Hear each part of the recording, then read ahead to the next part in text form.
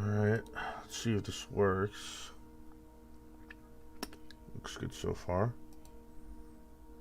Okay, nothing big.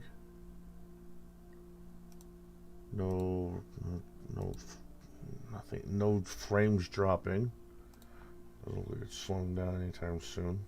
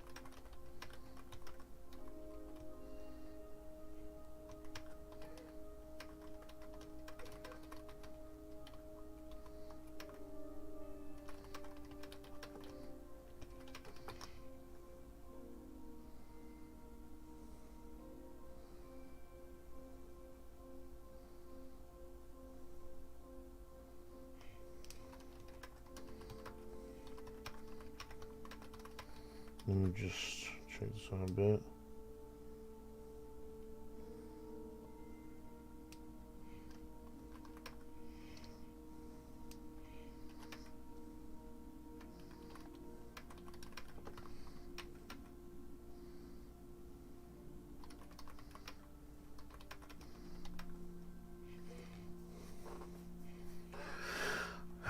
Okay, let me see if I got this.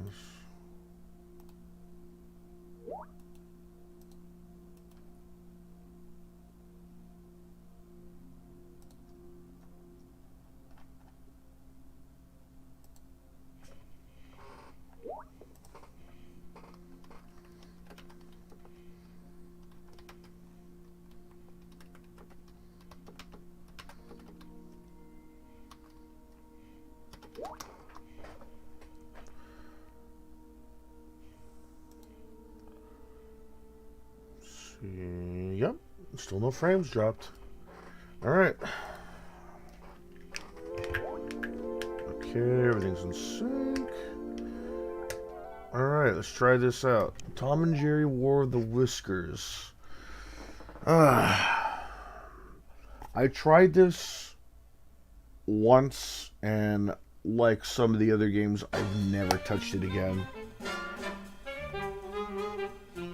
Like, honestly, man. This is just not... Okay, let me just play the game so I could probably, hopefully, possibly get my thoughts in check. Let's see here.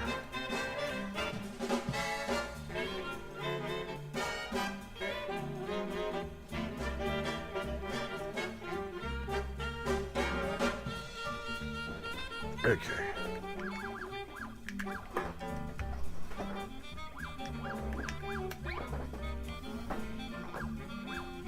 Okay, that sounds a little bit off. Maybe that's just me. Okay. Excuse me. Let's try this.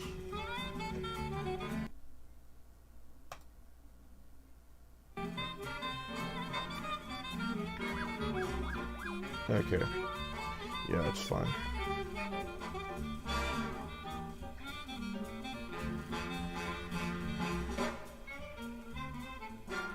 Okay.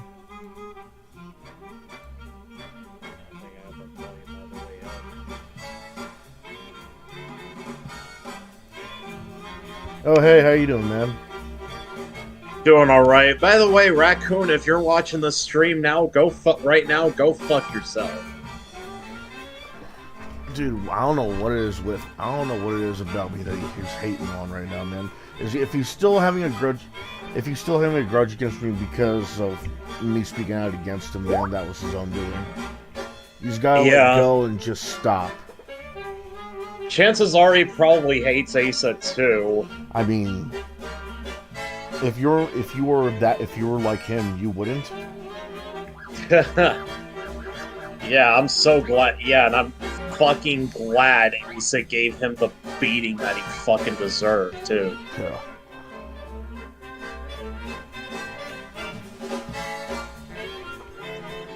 Oh, I'm so much better than Gizmo because Gizmo has autism and I don't. Yeah. Like, we all make like autism jokes, you know, like. Oh yeah, like autism jokes I don't have a problem with. But this guy is like outright saying, you know. Mine and Ace's problem with Raccoon is he was like, "Tell Gizmo I don't have autism like him either." Yeah, I don't know. And it pissed off Asa way more because Asa has a daughter with autism. And then he has the fucking gall to try and threaten Asa through a DM saying, "I'm gonna give you one last chance to apologize for what you said." Motherfucker, if anybody should apologize, it's you, Raccoon Fiend. Makes it sound like he was gonna go through the wires and track him down or some shit. You fucking... You fucking used your grandmother's death to try to excuse your shitty actions. It's the fact that he literally came straight from an accident. Yeah, and then he tried to use it so he tried to use it so people wouldn't get on his slimy ass. I don't get it. It's like, I've said he used it as a shield. I've said it many times, but I keep having to say it, man. It's just, after an accident, you don't just go straight to the internet, especially if you experience something like especially if you experience an accident on that level. It's just common sense. You know, you lose an arm, you don't just start practicing basketball right away. You know, if you lose a leg, you don't start playing soccer right away. You know, you lose your sight, you don't try and practice kung fu right away again. It's like, this is common sense. You don't just go straight back to your life after something like that. It's like, okay, yeah, you have to go back to your life eventually. But literally, right after the accident, man, it's like, what are you doing? And you're trying to and you're even trying to gain brownie points. Not brownie points, but trying to use... It was trying to use it as a shield. Yeah, trying to use it as an excuse. He's a fucking prick, you know, as if nobody was gonna get. He thought nobody was gonna get on his ass for what he said to you and Asa after he pulled that bullshit. And yeah, Raccoon Friend, if you're watching this, fuck yourself. And the fucking horse you rode in on. Like, I got some stuff happening in my family too, man, but you don't see me using that. Yeah, me too. I mean, shit, I'm going through some stuff. I mean, shit, my girlfriend's mom died. Jesus. Back, like weeks after Raccoon Friend did this song and dance. My girlfriend's mom died. And she didn't try to use her mom's death to fucking garner sympathy, because that's not what you do. That's not what people with class actually do. You know, and that's the class, something Raccoon Friend doesn't even have. Tom, ready? Jerry, ready? I'm sure he's probably watching this right now. As soon as he sees this, he's gonna go on FDU and he's like, oh, those people are so butthurts. Why can't you let the past go? Yeah. Jesus. Watch. He's acting almost like Drunken Punk did.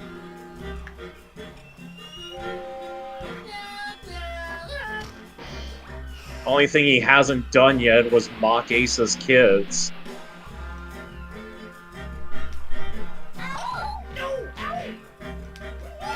Shit. But I wouldn't put it past him. Right. Anyways,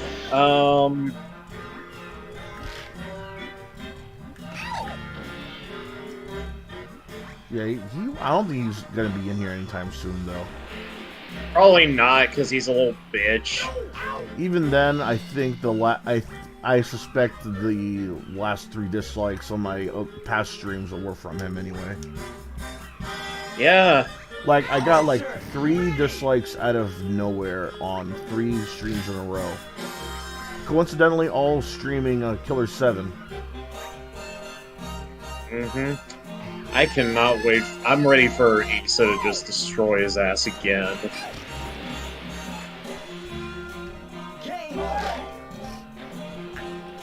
Tom loses. I mean, I'm not gonna, tell Asa, hey, Asa, kick his ass. That's not what I'm gonna do. And I'm sure that's not what she'll be doing either. Because Asa's the boss of Asa. Right. I mean, you never even asked him to white knight you the last time against Movie Bob either. I mean, he just felt like doing that. Yeah, he's his own man. Huh? He's his own man. Yeah. Yeah, and Asa's a pretty cool dude. I mean, he's not... I mean, I'm not saying Asa's perfect, you know, he's said and done some shit, but, you know... I get you. I mean, who is perfect, really? I mean, shit, Emmer said Emmer some shit did. too. I mean, Emmer did a lot of shit too, but I think it was mostly for his stances on certain actors, movies, and franchises and stuff. yeah, Nobody really remembers his political views or his moral views. I don't think Emmer really tried to insult anybody just because they just based on the fact that they have autism, though. I'm just Right. saying, man. He likes to bring it up as like a matter of factly, like he just happens to have, he has autism, he happens to have autism, he's suffering from And autism. he didn't mock Chris Chan because he had autism. He mocked Chris Chan because Chris Chan's a dumbass. And the fact that he uses his autism as an excuse. And I mean, I wouldn't put it past Chris Chan at this point. you know, Chris Chan actually thinks that autism can be cured. Oh boy. Yeah, I shit you not. He actually believes that. He said, "I will find a cure for autism." Oh boy. That's weird to begin with.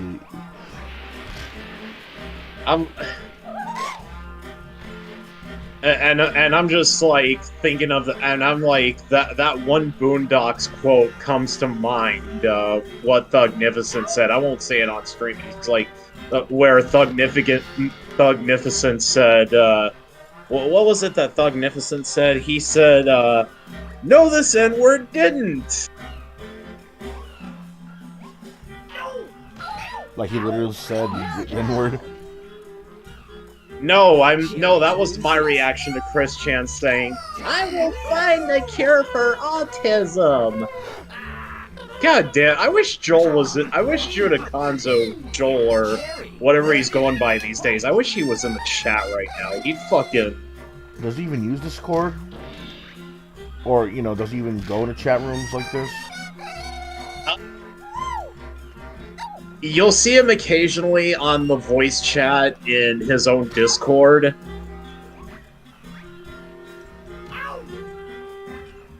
Very rarely he'll, like, do live streams or be part of live streams. I think the last time I saw him part of somebody else's live stream that he wasn't hosting was Asa's, when Asa was, like, over a year ago, he was hosting, a live stream of Masters of the Universe. Ah, okay, that makes sense. I mean... Which, yeah, fucking... We all know how much that sucks. I'm only like this because I was trying to simp for a woman. Yeah, that totally sounds like Skeletor. Yeah. Yeah, this is the same guy who said, I don't want to be good, I want to be evil. Yeah. I mean, let's not mince words here. He-Man is not He-Man is what you would call a great show. No, but it's at least got enough camp to it.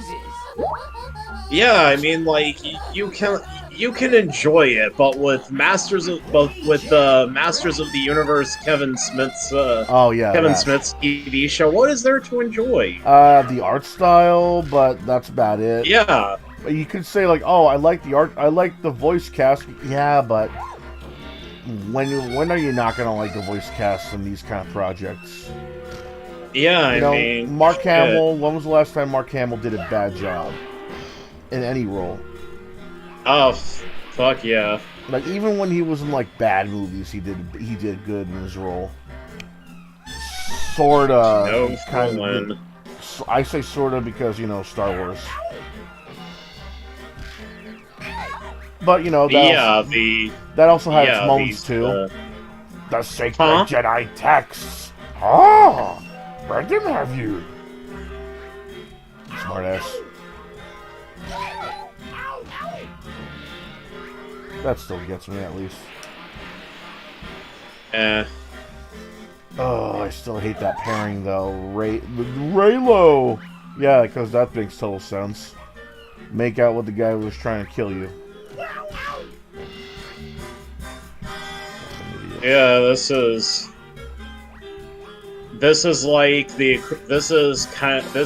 almost like seeing a woman come to their, like defending and falling in love with their abuser. Yeah, that's hentai logic there.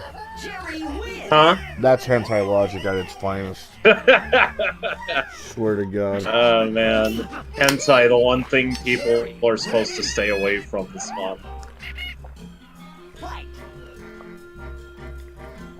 You remember what month it is, don't you? Yeah, no, not November. Fuck that. I'll nut as much as I want. Screw them incels. Well, I can't really participate in No Nut November. I have a... You got someone that's able... I mean, for one, I already did it last year. You gotta succubus. And so did my girlfriend. And it didn't really change much about either of us.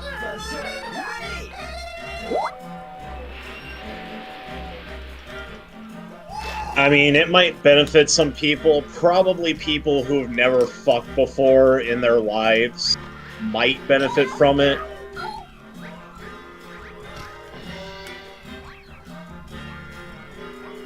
No, not November. But when you've actually fucked before, you're just like, eh. God, I haven't banged in so long. Do what? I have not banged in so long, man. It's frustrating. Especially with the girl I have to put up with.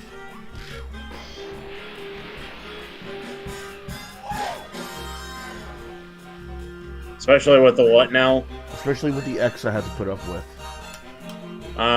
Damn. Story time with Gizmo? So... Nah, I'm just busting your chops, man. Yeah. See, you know I'm busting your chops because I don't fucking hate you. Right. And I'm not fucking... Like, I don't fucking just hate your guts for no reason. I'm like, you raccoon friend, yeah, fucker. If you hate me, it's gonna be for a good reason.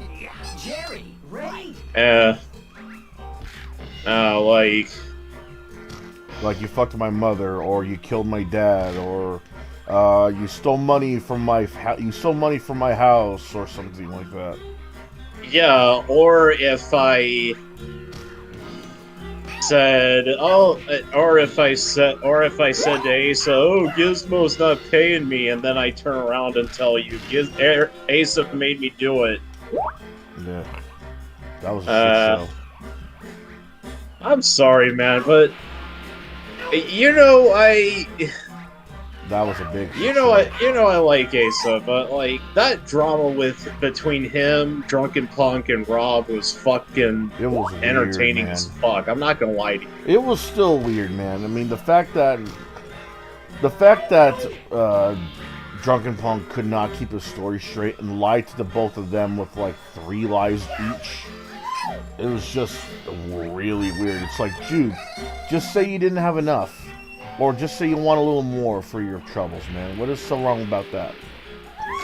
You're saying, oh, he didn't pay me or he didn't pay me enough. Bruh. Just tell them you want a little more. If they say yes or no, that's your problem you gotta deal with. Yeah, I mean... Jesus Christ. I haven't heard from Dank Girl in a while, though. I hope she's doing great. I really don't want to talk to her after you know how she had to, you know, exit the group just because of a few tranny jokes. But I'm sure. Yeah, I mean, like, yeah, you know. I'm sure she's doing all right though. Yeah, probably. I mean, I saw her on Joel's server, and then she left Joel's server for like no explanation given. I mean, there was no falling out. She just kind of bounced. Yeah, I heard about that. That's kind of weird, honestly. Oh yeah, there was a huge accident outside of my local McDonald's. Damn. What? Someone crashed your car? Yeah. Huh? What happened? Someone crashed their car? 2 crashed cars. Damn. I don't know how much damage was done. I gotta look at my local news site later.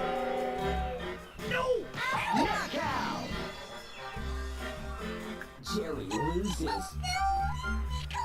Oh yeah, today's election day too. That's why I posted that video of Ace. Tom, ready? If you go to the voting booth this November, you suck. I'm staying home and masturbating. Who are the 2 candidates we're supposed to be voting for again? Huh? Who are we supposed to vote for again? Who are the 2 candidates? Election. The presidential election is not for another 2 years. But who is the guys we're supposed to be voting for? People for Congress, I think. Politics is politics. Who are they? I know I ain't gonna vote for Dr. Oz.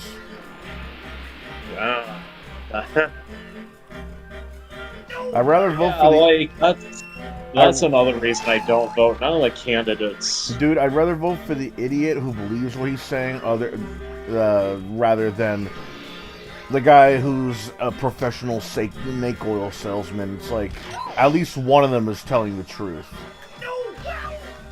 I don't think any of them are telling the truth. Well, like it's like this. They all just tell you what you want to fucking hear, Gizmo.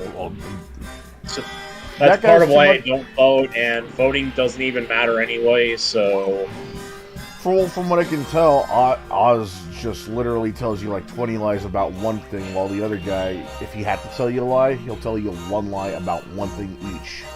I'd rather trust a guy who can only tell you 1 lie and believe it. Like say I get like say I give you this brisk iced tea I'm drinking right now, right? And I say it has health benefits. It'll give you a longer lifespan. It'll give you a bigger erection. It'll make you go to the bathroom easier. It'll make your sweat smell like roses. It'll get rid of the bunions on your feet. It'll get rid of cavities. It'll get rid of plaque on your teeth. It'll melt away the blackheads on your nose, face, cheeks, chin. It'll make you grow your hair back. That's like a bunch of lies for one product. That guy, on the other hand, will give you brisk iced tea.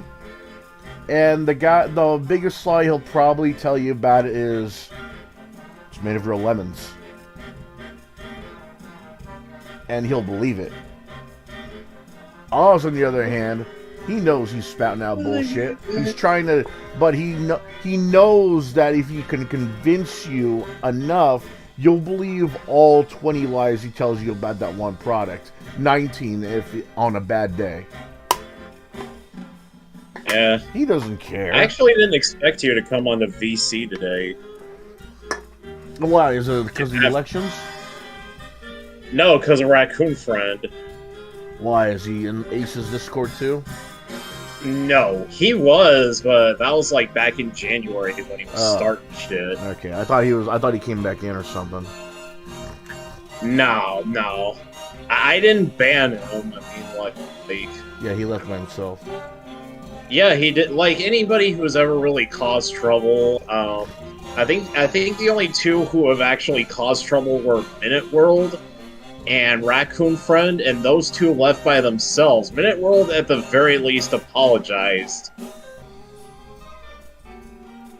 I'm sorry, Gizmo. Finish what you were saying about the Long Island iced tea thing. No, but that was just an analogy.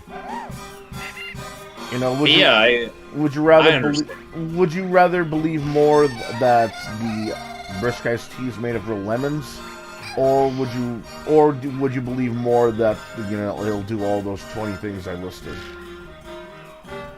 Like, sometimes just a lot of lies is less effective than one lie. Yeah. If the guy says it's made of real lemons and he really believes it, okay, whatever, I'll take that guy. Give me a guy who'll tell you that this thing can cure like 5 types of cancer, as well as 3 types of diabetes. Yeah, no, I'm a little sus. Yeah. That's why I don't really like Dr. Oz. That guy will just make you a vitamin that's supposed to give you more zinc or whatever the fuck, and the guy will tell you it'll make you sweat more or whatever the fuck. I don't know. I don't get why my grandmother likes his show so much. He's supposed to be a doctor, but I'm sure he is. He's about as much of a doctor as Dr. Phil. At least with Dr. Phil, you can kind of see it, considering he's supposed to talk down to a lot of like ignorant, uppity teenagers, or like a stupid ass parent, or stupid ass parents. Like, at most, you can at least believe he is a psychologist. But with Dr. Oz, I don't know, man. He's not outright saying that he's not saying that. Dr. Phil's not the one who claims to have like 10 psychology doctorates or whatever the fuck, and has turn crazy guys into sane guys. This guy is outright telling you that he could cure cancer with his bare hands if he could. Yeah, I think Dr. Phil admitted. Isn't he an electrician? Because that's what Dr. Phil admitted to Shaq. That was from Scary Movie.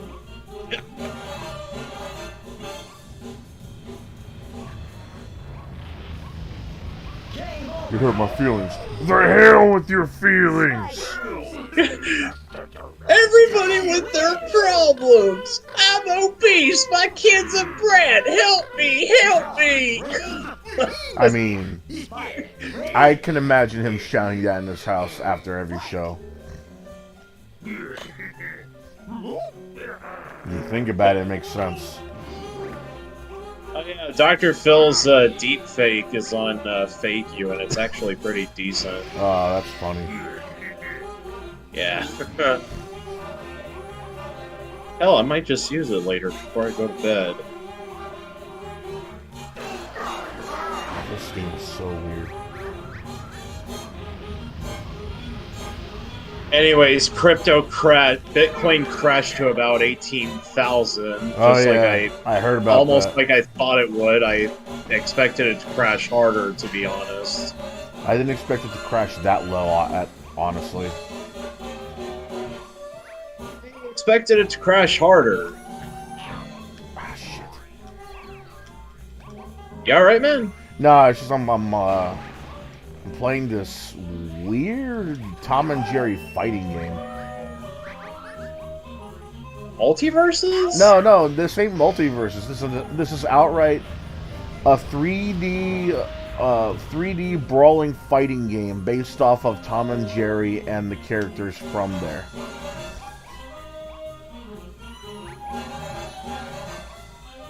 The music has no business being this good. The graphics are actually alright for GameCube standards. When did this come out? What'd you say? The game, yeah, the Tom and Jerry game I'm playing, the graphics the music has no business being this good. The graphics are actually pretty decent. It's just I'm still weirded out they specifically chose Tom and Jerry and not say just Warner Brothers cartoons. Like, this is on the GameCube. This is like way back when Melee. Oh, this is on the GameCube. Yeah, this is way back when Melee was the only thing people were talking about on this thing. Oh, yeah. The only Super Smash Bros. Melee is the only true Melee, or is the only true Smash Bros. Nintendo doesn't seem to think so, considering they're always wanting to try and shut down these tourneys. Say what? Nintendo doesn't seem to think so. Well, with them always trying to shut down a damn tournament or two. Yeah. Yeah, and Clay Claymore was calling people who actually point out Nintendo's negative business practices a bunch of horny neckbeards. Yeah, we're totally horny for that GameCube controller. Dumbass. Clay Claymore seems to have a weird fetish for horny neckbeards. The guy can't just get the guy can't just scrounge up a few bucks, get a mic, and just debate like a normal motherfucker. Because he has to hide behind anonymity. Dude, people are already hiding And around Raccoon Friend probably does too, let's be honest. Okay, but that doesn't mean that you gotta. That doesn't mean that you gotta hide your voice too. Literally, nobody knows what you look like, or where you live, or where you work.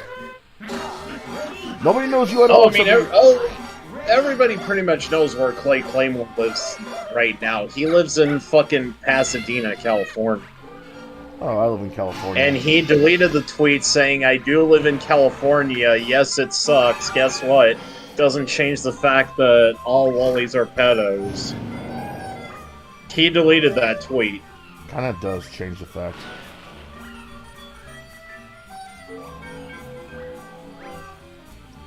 God, he's a dumbass. He really does have to just get a mic, man. Yeah, we get it. You want to hide around. You want to hide your anonymity.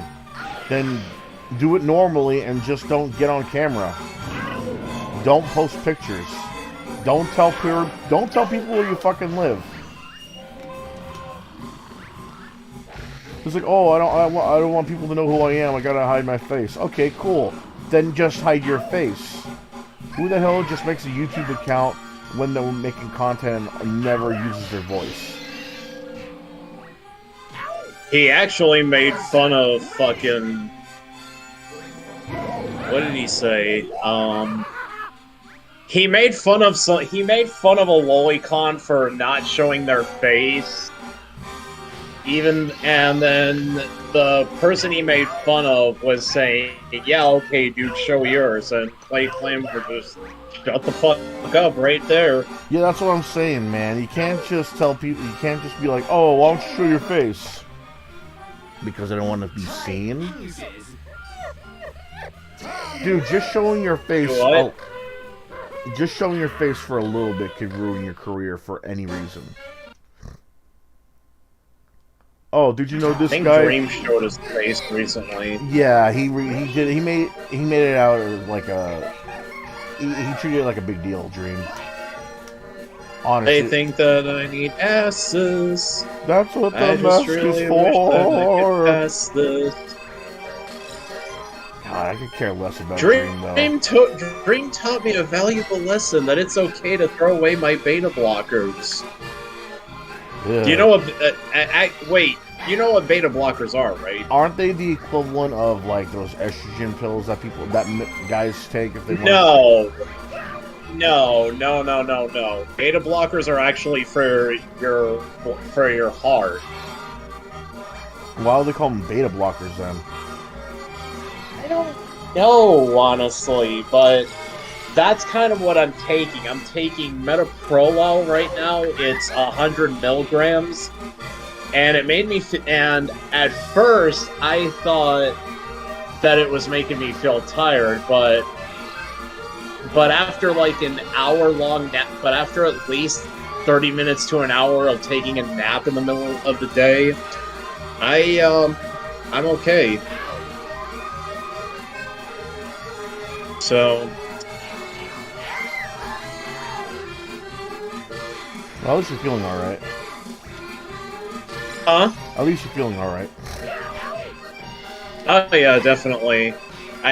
at the time I started on these blood pressure medicines, I actually forgot that Vic Mignogna also took blood pressure medicines. I don't know if he's still doing that right now, but...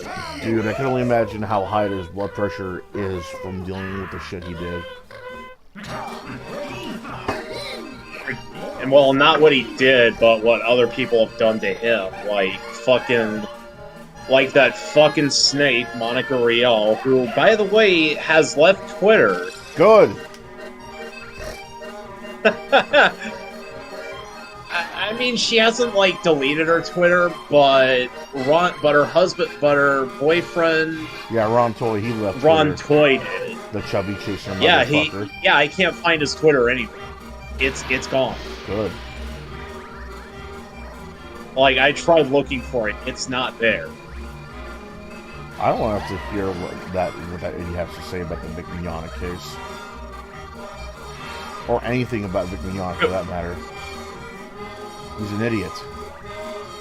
He's an abuser. Yeah, and he almost and he threatened a judge to beat his ass. And that's the things that Clay will not talk about. That's why people say you're kick Vic, Clay Claymore. Because it's true. Don't try to fucking say that you're not kick Vic. We know you are, you fucking idiot. You've retweeted the fucking biggest brown noser of Monica Rial. Very frequently, I might add. I'd rather have you... And he's even continued retweeting him even after he called him a fucking child rapist. Of course he did. What the fuck? Let me explain. Clay Claymore said, unless you watch Fully Cooley, all anime watchers are child rapists. Yeah, I've so seen that. Essentially, he called people like Marsger. He called Marsger. He actually called himself a child rapist. Yeah, that's why you don't do that shit, man. He fucking Clay Claymore called him like, dude. It's like that one meme. Congratulations, you played yourself. Yeah. Yeah, and that's why he fucking deleted the tweets. Good. And then he proceeds to tell Kevin, I don't have to explain myself to a bunch of big fanboys like you. Get off of Twitter, man. This guy has to leave the internet.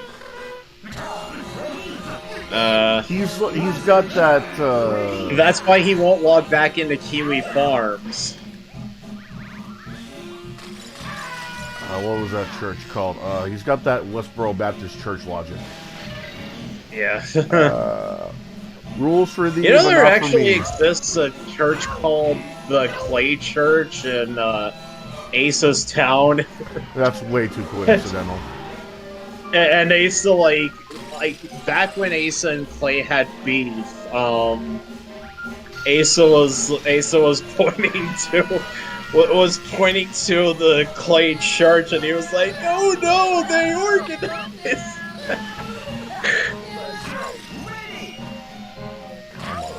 Man, I love Asa's over-the-top humor. I do too. I wish he would come on voice chat. I miss him. I do Asa, too. I do too, but I'm sure come back to voice chat. Come on. We miss too. you. Get your fat gay ass over here. Fat gay fat. Yeah, you fat gay fat fuck. Get in here. He's probably busy. I don't care. Asa, get the fuck in here.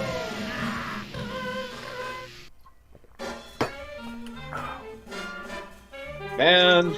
Oh, that was weird. Hang on, I'll be right back. I got a phone call. Yep, no problem.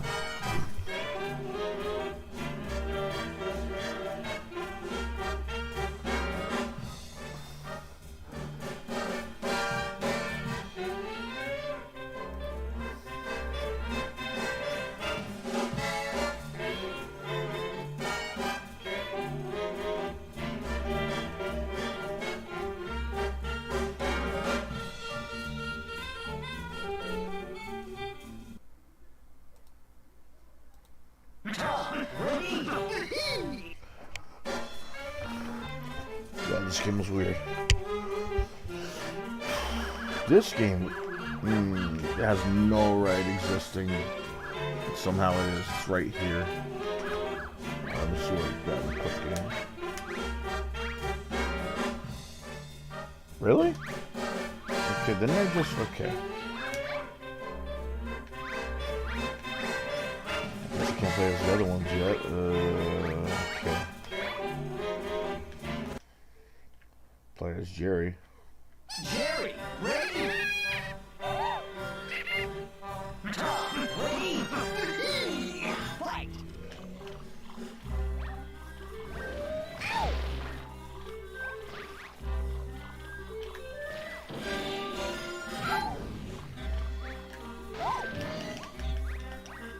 Sure, that's up, damn. Seriously, this game has no right existing the way it is. I guess this is supposed to try and... I guess this is supposed to try and get into the Smash Brothers craze, but... Yeah. When did this game come out? Let me see.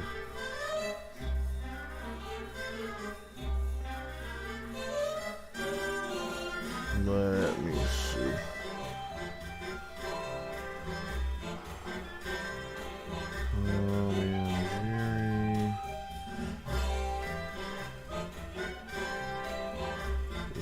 Okay, where are the whiskers?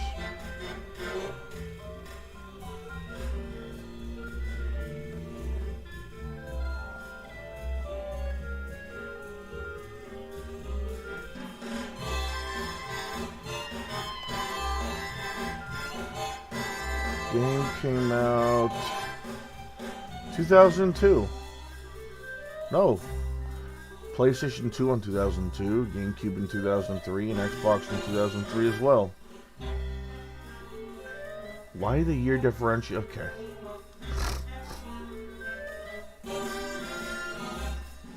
Damn, this is barely given a look at.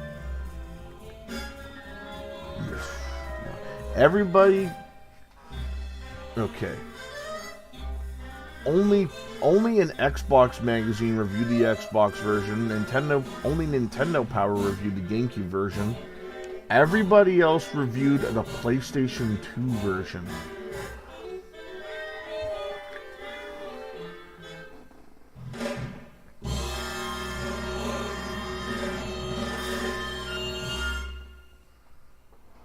How are you gonna... Oh man, I gotta take a piss. I'll be right back. Hold up. I'll be right back.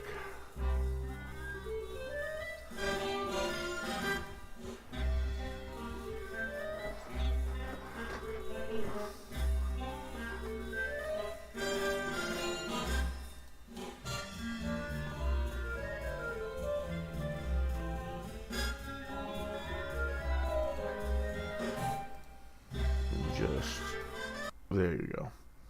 We'll be right back.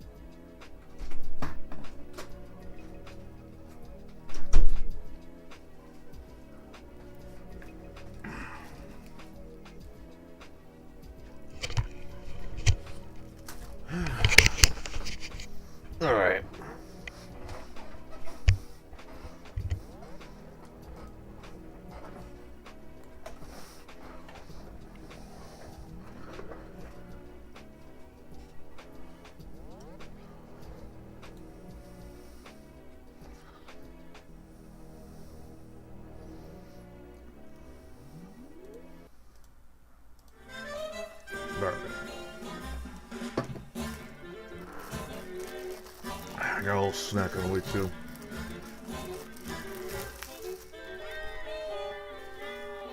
I got these Eggo Pop-Tarts. I never really had them cold, but let me see.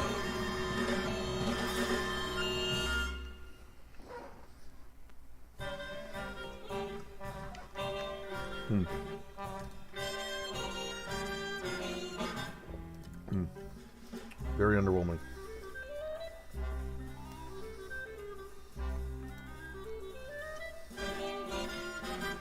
Yeah, man, these are underwhelming.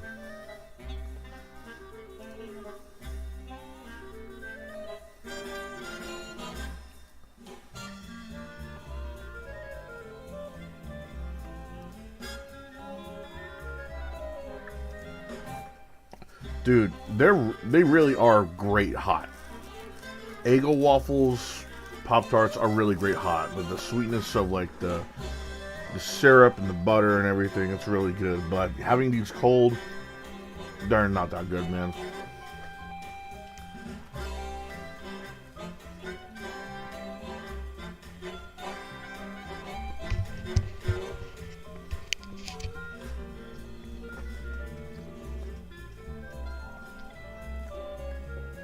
I mean, I'll eat it.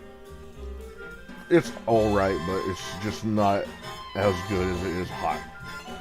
Oh yeah, and whatever Family Guy said about butter on a Pop-Tart, that's a lie. You taste jack shit.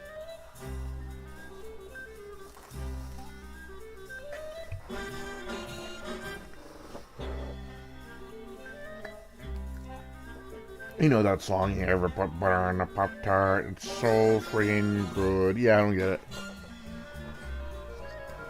They were very, very...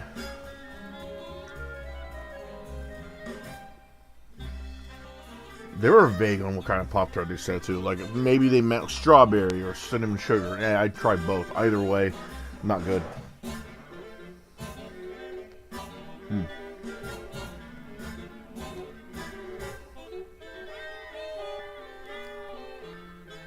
It's so weird, though. The only Pop-Tart I'll ever eat, both toasted and raw, is cinnamon sugar.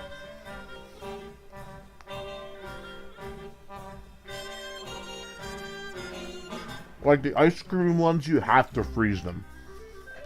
They taste way better that way. Every other Pop-Tart, every other Pop-Tart except for brown sugar cinnamon, you gotta toast them.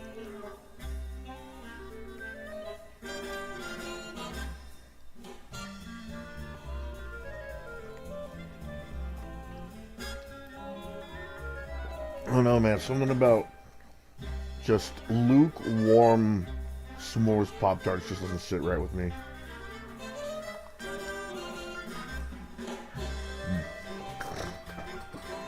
Sorry about that. That was my girlfriend calling.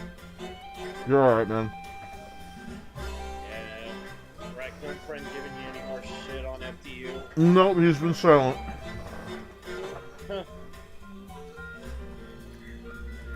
Not as silent as Rob. Yeah, apparently he's been sick with the sinuses. Yeah. I mean, I'm not gonna knock Raccoon friend for getting... Wait, are you talking about Silent Rob or Raccoon? No, Rob, he's been sick with sinuses. That's why he hasn't been streaming in a while. I think you mean allergies. Well, Sinuses are a part of your body. Well, that's what he said anyway. Yeah. Well, I mean, it's pretty common misconception. But I mean, if Raccoon Friend was the one who was sick, I'm not gonna make fun of somebody for being sick. That's, you know, because unlike Raccoon Friend, I actually relax.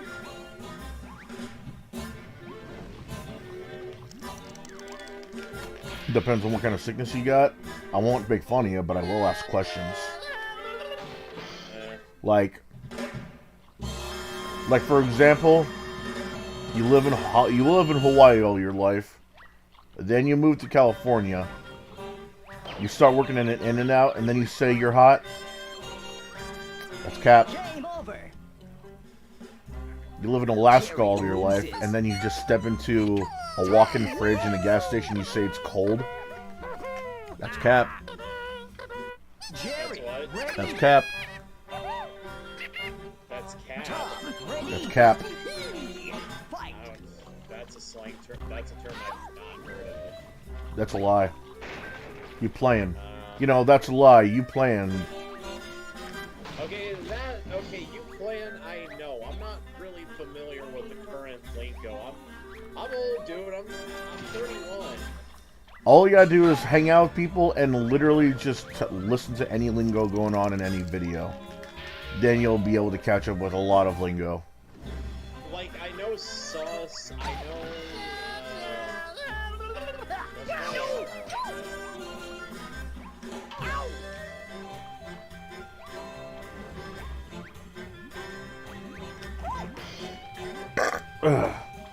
Fam? okay, fam, I know that one. I actually learned it from people that were playing on World of Warcraft. Oh, so like they were like, I got you, Like, fam. People were on there saying, no problem, fam.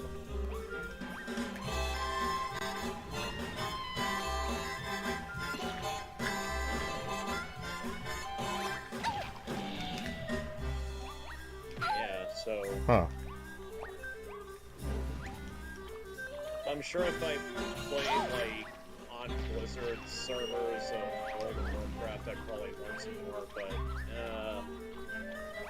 that would mean I'd have to Game like over. play on Blizzard servers. Jerry I'm loses. not gonna do that. Jerry, Even though, ready? yeah, granted, you can never have a clean Tom, ready? Fight.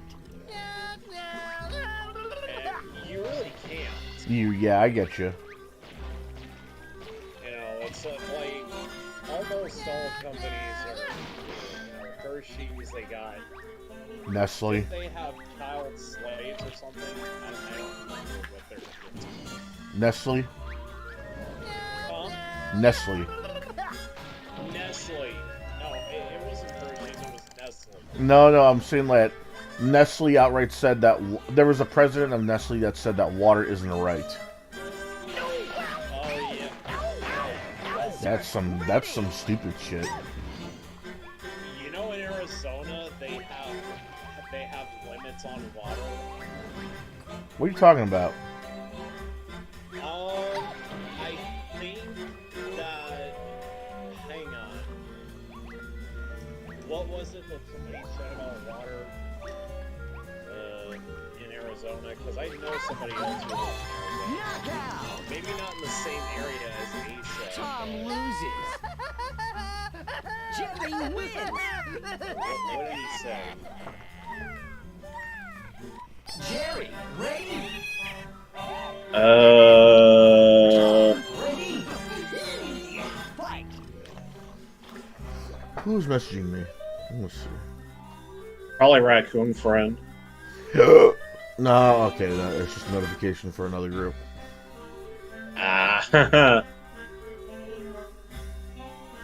Wait, is it on Facebook? No, it's on Discord. Oh, okay. Because I know who you are, motherfucker. I mean, I'm not gonna say who you are, but I know who you are. Yeah. I know who you are, Chris Hansen. But see, I calls you Chris Hansen.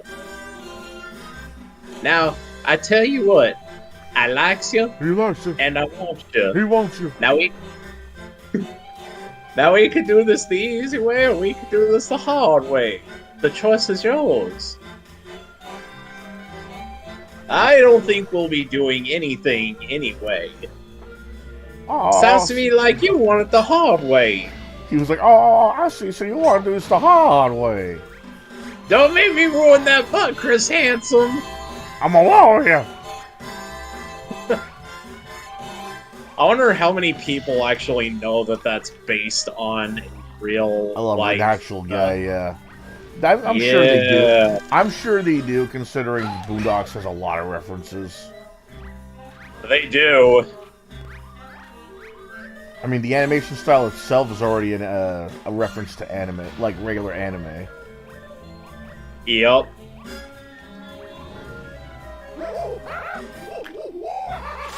God, this game is really weird. The Tom and Jerry fighting game, the fact that I can say that out loud and actually be right. This is actually pretty good, too.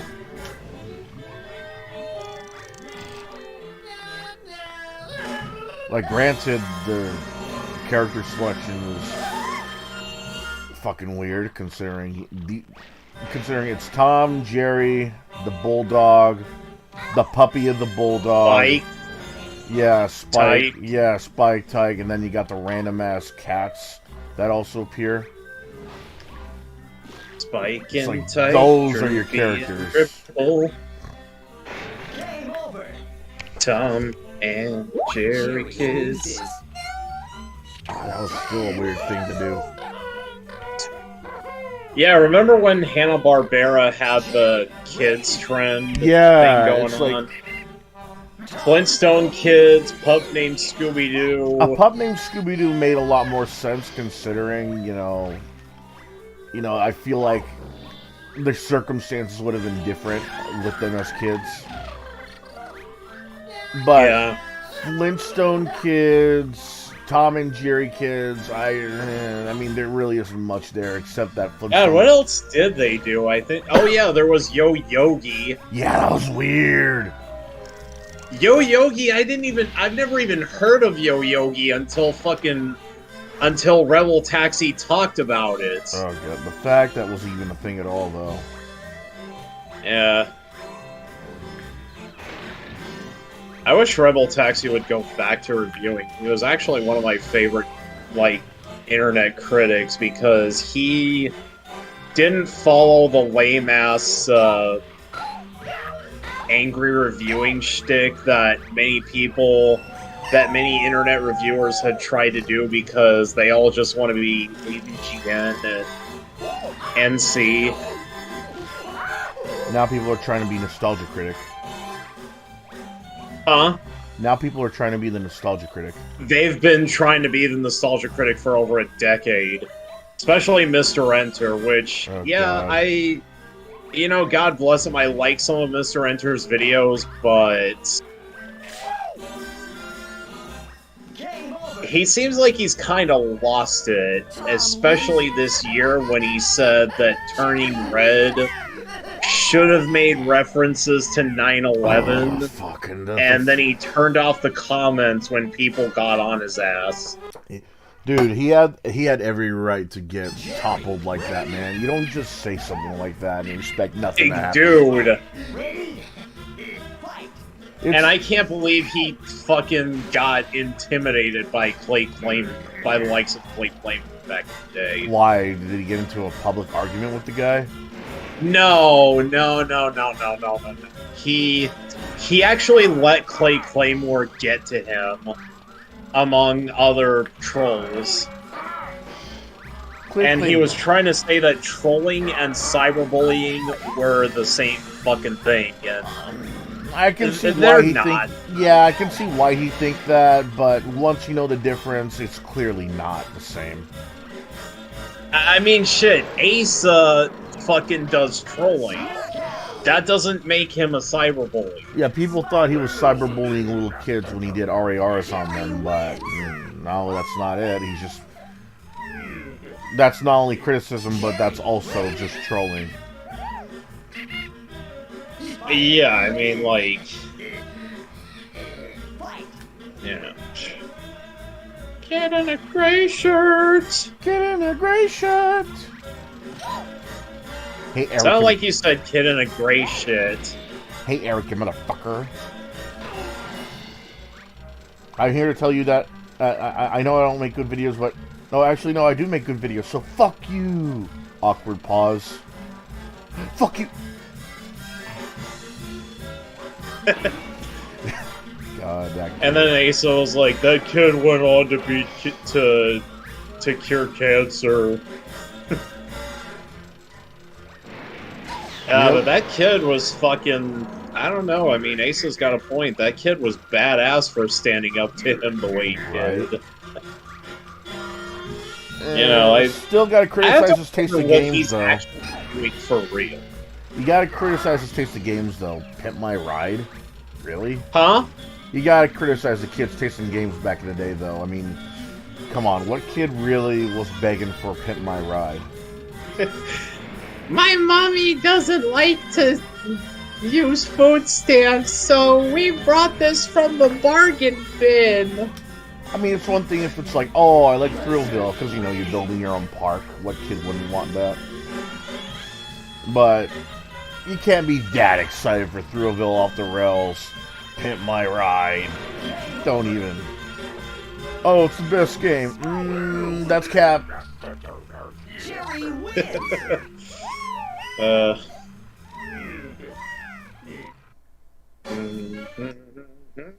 God, this is so weird. Oh yeah, you also get to play as a little baby mouse in this Tom and Jerry game. Oh, and the duck. Nibbles? Yep, Nibbles, and you also play as the little duck too. God, I can't even remember the duck's name. That's what I'm saying. Why though? That's why I think the character selection is just so weird. Because you could, honestly, I don't think a Hanna-Barbera kind of like party fighter is a bad idea. You know, maybe not like Smash Brothers, but maybe something like Power Stone, because I feel like if you give them a little more room to move, I feel like they could get away with a lot more things. You know, anvils, like portable holes, you know, that kind of thing. I feel like should have happened by now? A Sylvester and Tweety and Tom and Jerry crossover. They're both owned by fucking Warner Brothers. They can actually make that happen. Yeah, but what would that contribute? I mean, that would just be another Tom and Jerry crossover movie. And as far as I know, and as far as I've seen, Tom and Jerry... Yeah, but, like, Tom and Jerry's made so many crossovers, like... Yeah, that's the problem, though. I mean... You'd have to wonder why they didn't make one with Sylvester and Tweety. What I'm wondering... Or even the Looney Tunes, for that matter. What I'm wondering is why you bother at all with the crossover movies. It's one thing if you just have Tom and Jerry just be a part of the Looney Tunes cast or whatever the hell. Or, like, they just happen to pass by Bugs Bunny's little hole, or Pepe Le Pew's mansion, or something like that. It's another thing entirely if they're gonna have a movie based on their adventures, and they're just Tom and Jerry are always have been the characters that are just there in those movies. I feel like they gotta have their own movie, not like Tom and Jerry in the movie they had years ago, but dude, just give them their own movie at this point. Oh, I liked that movie as a kid, but if you ever want to just give Tom and Jerry their own movie to star in, dude, just give them their own movie. You're not just hating that movie because Nostalgia Critic. No, I liked that. I actually liked that movie. I don't know what he was talking about. I was messing with you, dude. Yeah, but that's a valid question nowadays.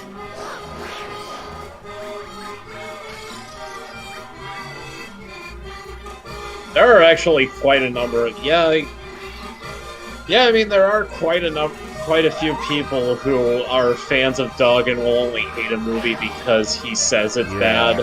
Same thing with the games that AVGN review. Like, there were people who fucking said, "Oh, I never liked Shrek either," just because Doug said that he doesn't like Shrek. Same thing with the video games that James Rolfe reviewed. Like, granted, from the gameplay alone, okay, I kind of get it if you're just looking at the gameplay, but some of these games are not as bad as he claims they are. I mean, sure, they have the issues that he claims that they have, but they're not as egregious as he says they are. Sometimes he doesn't even bring up the actual problems that certain games have. Like, for example, I played Nightmare on Elm Street for almost an entire stream until completion. It is not that bad. Like, the biggest criticism I'll ever give it is that they need a 1-up system, and you can't solely rely on getting 1-ups from bosses, because that's the only way you can get 1-ups through defeating boss characters. Pardon me? Where did I get cut off? You said something about boss character. You didn't really get cut off. I'm also playing a game at the same, at the same time I'm talking to you. I'm also playing a game. What I'm saying is that when he reviewed Nightmare on Elm Street, he declared it one of the biggest pieces of shit. I'm like, it's not. It really isn't that bad. I wouldn't say it's the biggest piece of shit, or even a big piece of shit. It's hard. I'll give it that, but it is not one of the biggest pieces of shit in NES history. It's got problems, sure, but calm down, bro. Take a med. Like, take your meds, bro. Like, it's great that it's 4-player. I don't know how that would work out, honestly. Especially 2-player, 3-player, but if I had to have the biggest complaint in the game, it's the 1-up system. You know how if you get a certain... you know how in a lot of games, you get a certain high score, you collect a certain amount of items, you get like a life, like a 1-up? Like, you get like 100 coins in any Mario game, you get a 1-up. You get 100 rings in Sonic the Hedgehog, you get a 1-up, that kind of thing.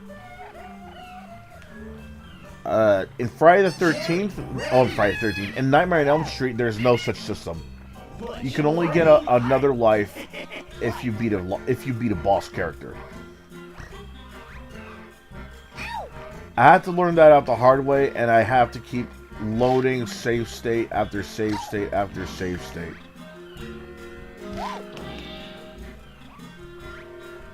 Because Jesus Christ, a lot of these boss characters, not hard, but they're cheap.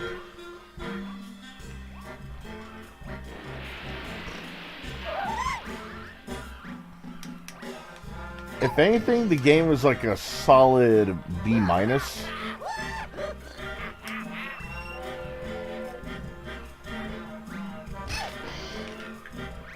Yeah, the game is like a solid B-. It's not like an F. It's not like it is nowhere near that bad.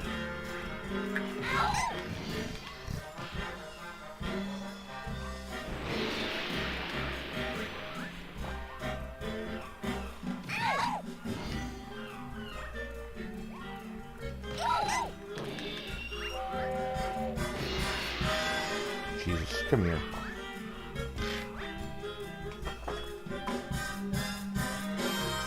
Who's messaging me? Oh, Anyone we know? That's fine. No, it's just another notification. Okay. But you know what I'm saying, though, right? It's just, it really is not that big of a piece of shit as James Rolfe says it is. Yeah. Sure, a lot of these NES games have problems, but some of them are not that bad to begin with. I stand by Nightmare on Elm Street as actually being one of the better NES games you could find on there.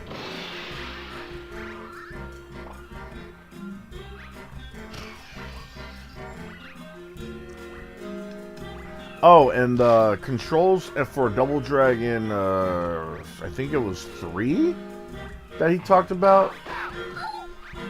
How he said they're not that confusing. Like A is the one with Bimmy and Jimmy. Yeah, like apparently what it is that the direction of where you attack switches around every time you turn a direction. Or something like that. It's like, it's not that complex when you think about it. Basically what it is that it's like this. B is punch. It's like one button is kick, one button is punch. Right? But the thing is they switch directions depending where you look. Like, you look to your left, B is attacking forward, A is attacking backward. You look to your right, A is attacking forward, B is attacking backward. That's the logic that's where the controls confuse people, I think. Yeah. Because, people are used to punch button, kick button, or even nowadays, punch button, kick button, block button, grab button, jump button, that kind of thing. Or if there's like a heavy attack, light attack, and then there's like a block and a throw, that kind of thing. But this is a very simple concept to grasp. I don't know how anybody could get...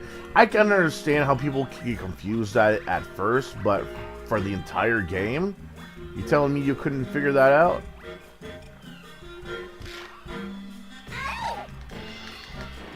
It's like I never got how anybody can be confused for that long.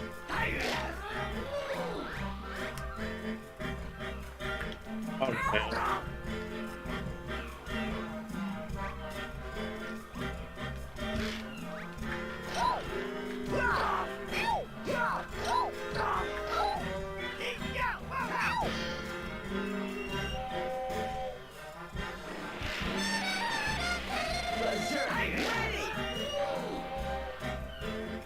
You know, Christian Burkett, I think, started buying crypto back in, like, what year did he...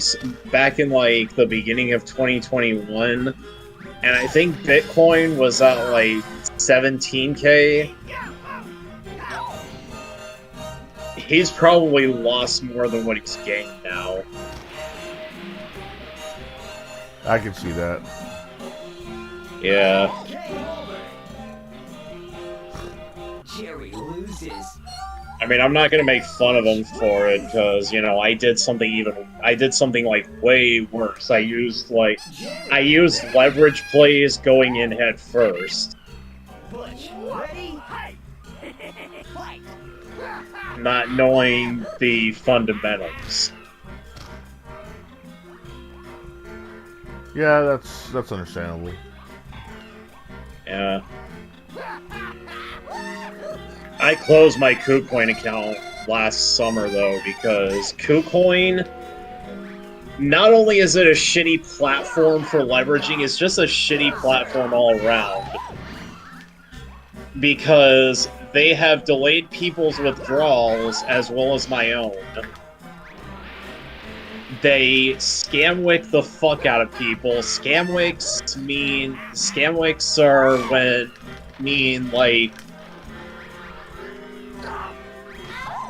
like if you're trying to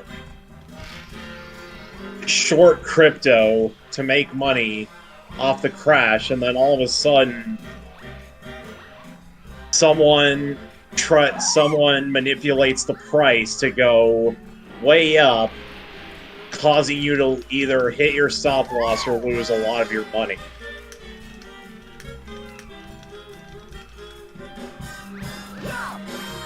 Like TLDR, you know, scamwicks are price manipulation, which KuCoin does a lot of. I believe that. Yeah. The only appeal KuCoin has is it's one of the only platforms that lets you leverage crypto if you're in America. Even though Bybit is better, Bybit does not allow people from America to leverage crypto. You have to use a VPN. Odd. Huh? That's really odd. Yeah, you have to use a VPN to use Bybit. Man, I wish Prince Sakura would come on the Discord, dude. Like, cause he knows a lot about basic economics. For real.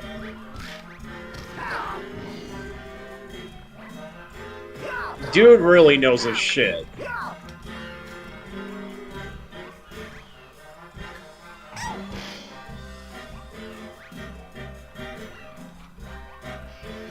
He could probably tell you how much to buy or sell now, right now, considering the crash. Yeah. Yeah, he knows a lot about crypto. He knows a lot about the stock market. He knows a lot about basic economics. He was one of the people who knew from the beginning that Joe Biden being president was a terrible idea. And that the Biden administration was going to fuck over the economy.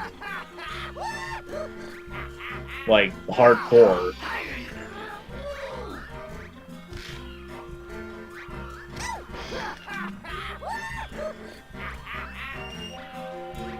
Biden's an idiot.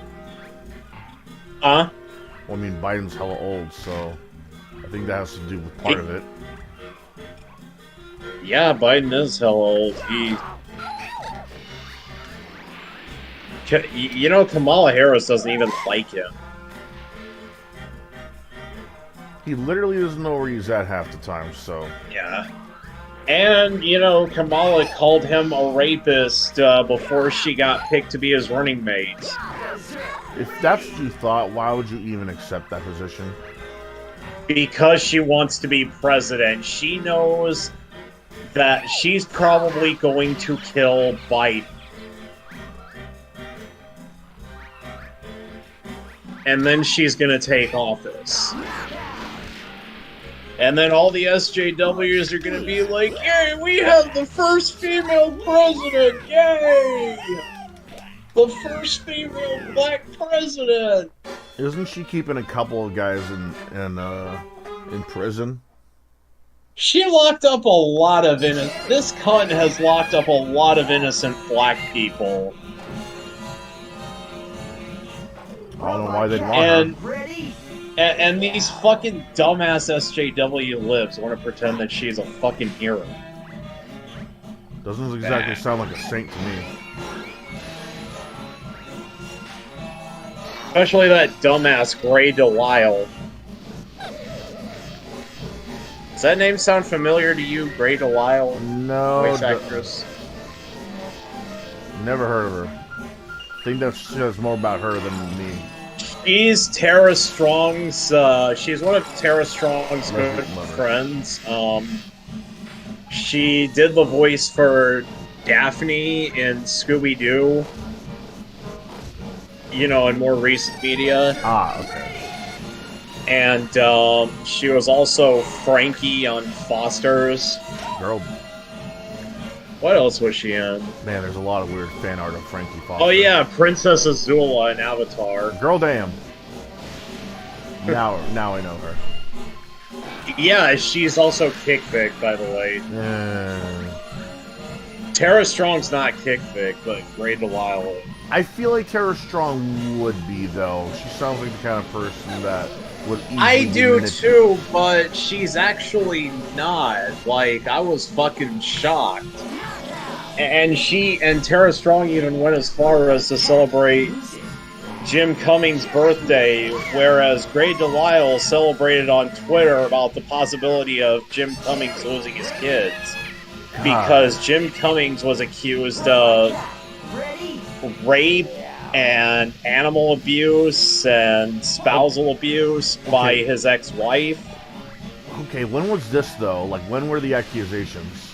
Like, 20 years ago? The 10 years? accusations started in 2019. Oh, dude, if it was that long ago, you have no business trying to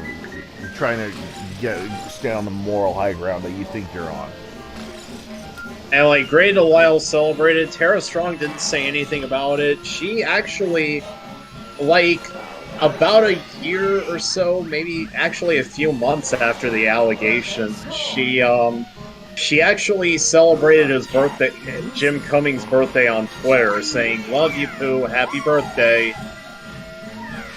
Or should I say the Prime Minister of China. Oof. Oh, I unlocked a character. Oh. Who? Uh, Is it Droopy? I unlocked Tyke. Ah. Underwhelming. I'm gonna see if I can unlock them all. Dude, So, not Droopy. no, these are solely and only Tom and Jerry characters. Yeah, but Droopy was in quite a number of Tom and Jerry movies. He was even in the Tom and Jerry movie that Nostalgia Critic reviewed. Sure, but that would also mean that that Magus XLR is a Scooby-Doo character just because Magus interacted with Freddy in one of those commercials.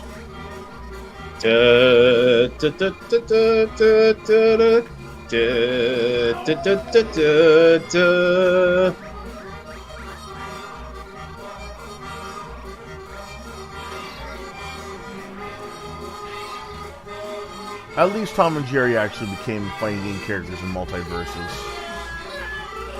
Yep. One of the most creative bunch of fighting game characters. Like, I've seen duo fighting game characters like Ice Climbers, but this one, the joke is that they are busy. They're too busy fighting each other to even know that they're actually fighting the other opponents. You've seen the gameplay, right? Multiverses? Yeah. I've seen some, yeah. Tom and Jerry's though, it's something else. Like, you'll see Tom trying to beat the shit out of Jerry with like a frying pan or something, but Jerry's dodging it. That swing would hurt somebody. Like, literally, that's part of his moveset. It's a lot funnier when you actually see it.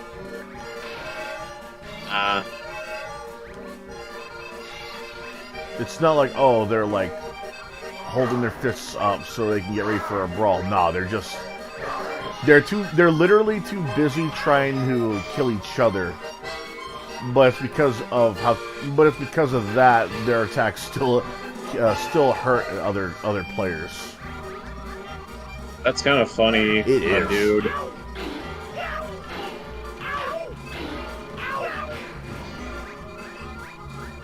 Oh man, landing combos here is disgusting. You know how in a lot of fighting games, maybe not the traditional Street Fighter, but like some 3D games, Soul Calibur, Tekken, Virtual Fighter, you press one button over and over again, it'll give you like a 2 or 3 hit combo sometimes. You know how in traditional 3D fighting games, pressing one button over and over again, depending on what character you play, it'll give you like a 2 or 3 hit combo? Sometimes even more. Yeah. This one, it does do that kinda, but they're really strict on you pressing the button a certain amount of times in a certain way. You played Melee before, right? Yeah, I've played all the Smash Bros. Games. Right. So you know how Marth's and Roy's side specials are? Like, you have to press the button in a certain rhythm. Yeah, kind of. Yeah, that's exactly how the normal punches and kicks are. You have to tap them in a certain rhythm for you to get a 2 or 3 hit combo. Haven't really played Melee in a while, to be honest with you, but... Okay, so basically, you cannot button mash if you want to get any kind of combo. You have to make sure you press the punch or kick button a certain amount of times in a certain rhythm. So you can't like outright press your button like this. No, you have to press it in a certain rhythm. Otherwise, it'll just have you doing the first punch over and over again with like awkward pauses.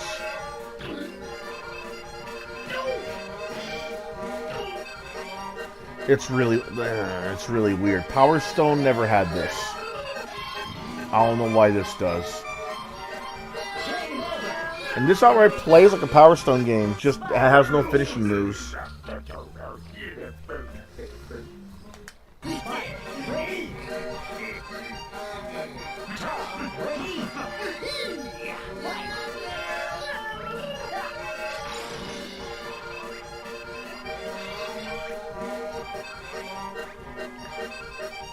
And oh yeah, I also decided to lower the donation goal again. What is it this time? $100.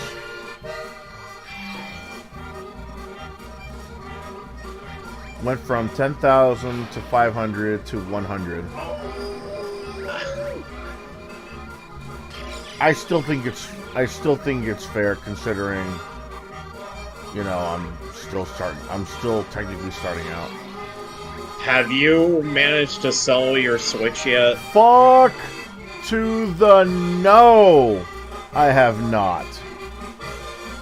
Now because I put in bold, big, honkin' caps lock letters, read the description please, in parentheses, both beginning and in the end, now nobody is asking for it. It's a cruel iron. That is a cruel, cruel iron. Dude, I cannot tell you how many times. Irony. I could not tell you how many times I had to tell a person I don't do trades. It has to be cash only, and you have to pick it up. And I cannot get paid in any digital form. Zelle, PayPal, Cash App, I don't care. It's because even Facebook is practically against it. That they tell you to make sure that you're not getting scammed, and that you get paid before you give the item or whatever the hell. They're outright telling you to be careful and to watch out for scammers. There's a reason Facebook is suspicious of that. People try to scam you out of your money that you rightfully deserve after selling an item. People have done that successfully. eBay, Amazon... I mean, I've accepted Cash App before, and it turned out okay. You have. But the thing is, I am not going to do that unless I personally know the guy.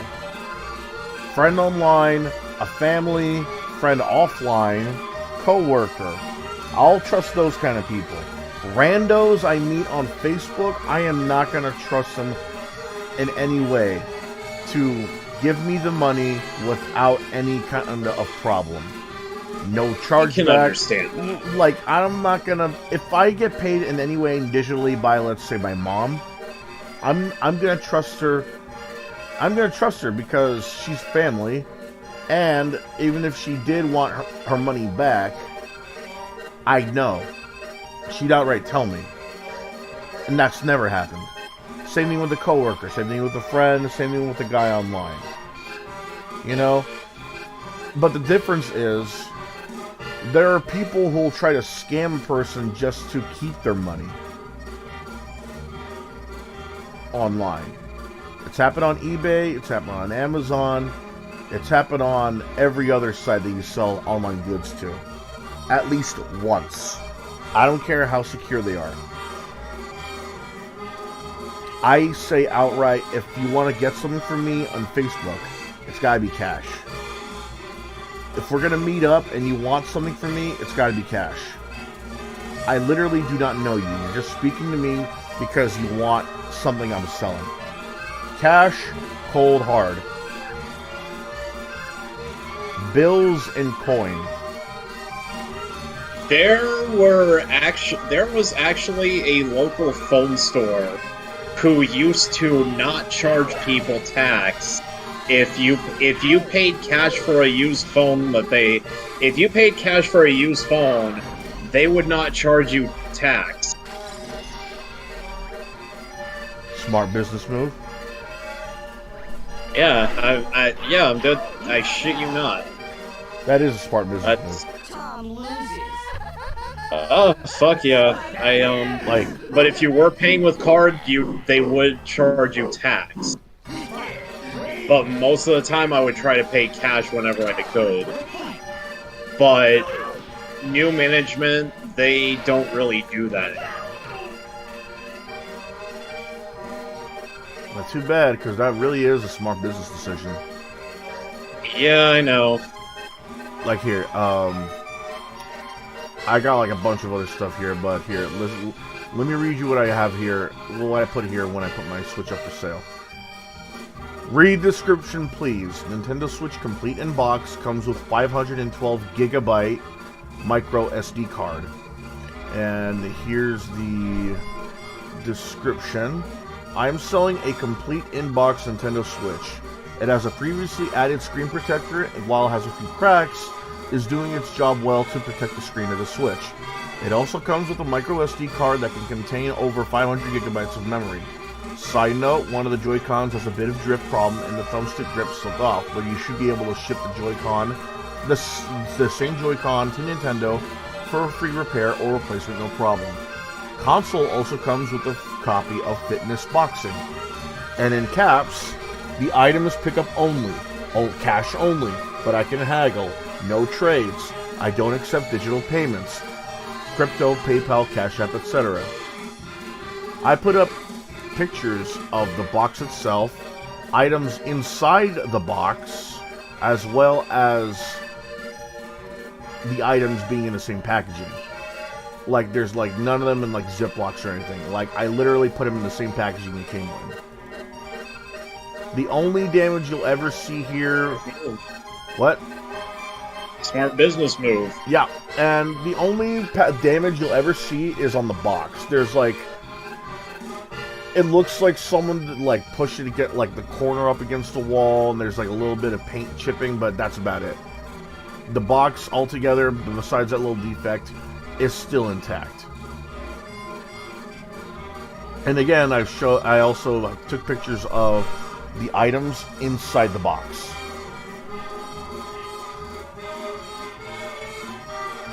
And all that with the game and the micro SD card, which is again 512 gigabytes, all for the price of $250.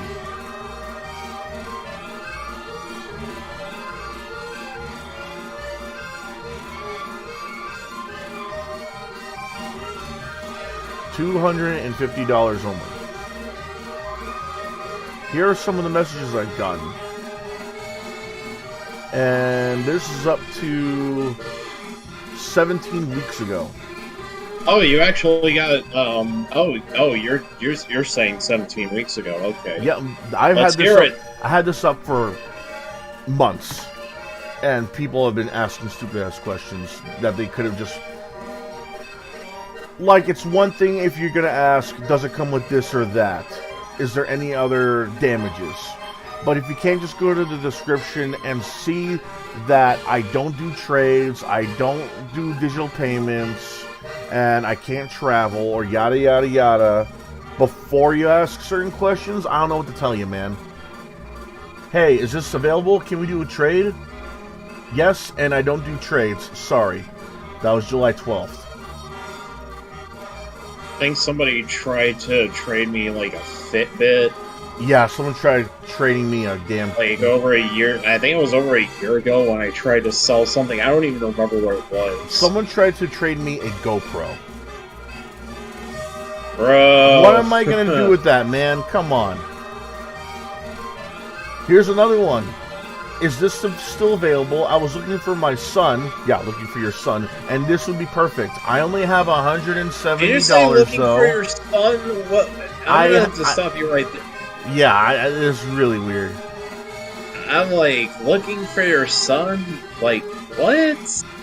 I only have $170 though. I know it's way below asking price, but if it's something you'd consider, please follow up. Thanks. I didn't respond to her. Because why the hell would you lowball me that low already? Okay, how much was she asking again? $170. The thing is, you got if you want to lowball me slowly. Go for a small price, then keep going lower and lower and lower until you go to a price we can agree on. Don't just go all 170, 150, 110. Yeah, somebody tried to do that to me when I was like selling a prepaid Verizon wireless hotspot thing for $10. And the reason, okay, let me tell you the reason I sold it that low. Because on Verizon prepaid, there's this thing called data throttling, which I'm not sure that you're familiar with. Or that Verizon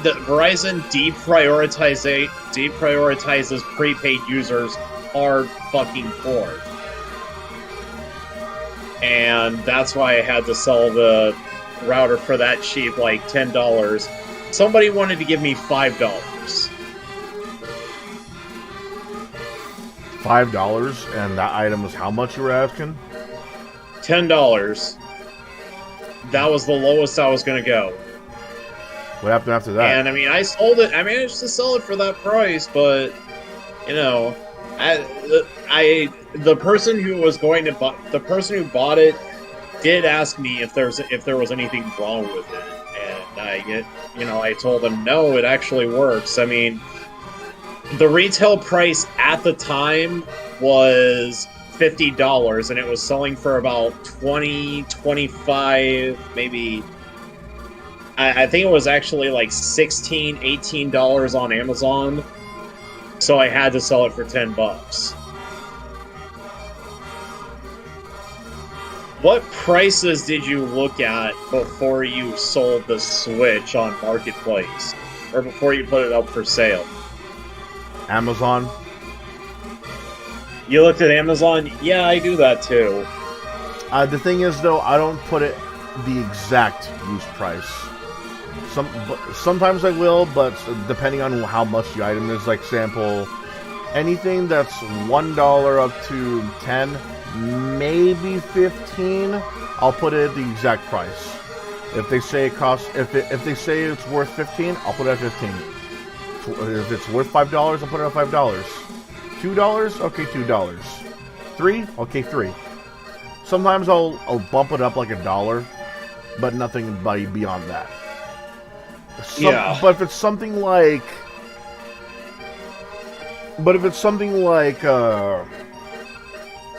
let's say $20. Depending what it is, I might bump it down to 15 because this is a used product. I didn't get this new, or I did get it new, and it just the value has changed over time. It's been through some that kind of thing. You understand, my dude. But like, if it's like $300, there's no way I'm gonna sell for $400. That's a little unfair. Maybe I'll sell it for like $310, $315, maybe $320, but there's no way I'm gonna bump it up for like $100. It's just, it all depends what I'm selling. I'll put it at certain prices. Like maybe it's my own. Maybe it depends on how much it's actually worth. But I try to be as fair as I can be. That makes sense. Because I can't just say, I do it exactly as the charts say. No, well, I can't really say that exactly. And I can't exactly say I go for the lowest prices either, because I don't. Like, if it's worth 15, okay, I'll sell that at 15. If it's worth 10, okay, I'll sell that at 10. If it's worth 200, okay, maybe I'll raise up just a little bit depending on what I'm selling it with, or the circumstances, or whatever circumstances may come by. Like right now, it's only $250 because I included it with the gigabyte, with the 512 gigabyte SD card. But I thought, you know what, I'll add in the game too. I think it's worth the price if it has not only a ton of storage space included with it, but also a game. People are still asking for trades. People are still asking for huge discounts that make no sense, and people keep on asking, "Hey, could you drop it off here, or can I use Zelle?" And I'm like, dude, does nobody read the descriptions of these things? And then you have these people who ask, "Hi, is the item still available?" And then they just bounce. Yeah, it's like, okay, that's one question I always get, and I can understand that. Some people forget to put up saying, "Oh, I sold this already." Whatever. But that's a good sign. That means they want what you're selling. But the moment they don't respond after I say, "Yes, it's still available. You still want it?" Yeah, you're a prick.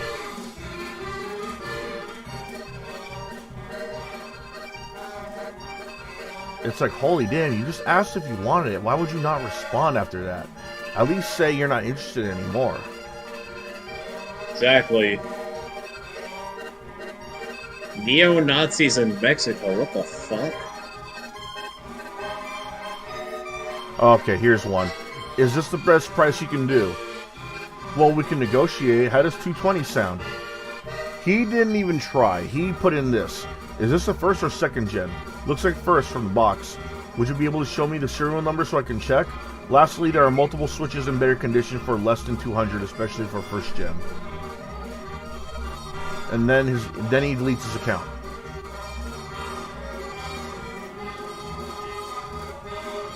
Wait, are you sure that he didn't block you? His picture, it literally is just the default blank page of a silhouette. You know how, like... Oh, okay, I see what you're getting. Yeah, you know where, like, a lot of accounts, whether they're deleted or not customized fully yet, it has a silhouette of a person. Yep. Yeah, that's it.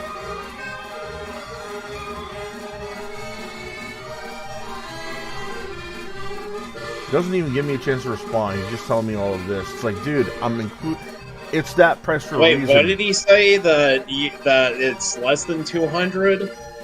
So he outright asks, this is how it starts. Is that the best price you can do? Like, doesn't even say hello. Doesn't even ask if I still have it. I say, well, we can negotiate. And I ask, how does 220 sound? After that, he says, is this the first or second gen? Looks like first from the box. Would you be able to show me the serial number so I can check? Lastly, there are multiple switches in better condition for less than 200, especially for a first gen. He seems to forget that I included a damn 512 gigabyte SD card. Then he bounces and deletes his account.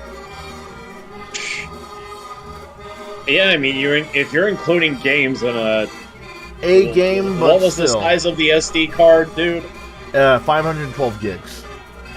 That's a lot. It is. I mean, you can store a lot of games, man. That's impressive. There is a 1 terabyte micro SD card out there, but I'm using that for my Switch OLED right here. Oh yeah, I forgot. You got a Switch OLED now. I had to recently sell my Switch. I had to... Because, well, the economy's crap, food prices are rising, and, well, shit.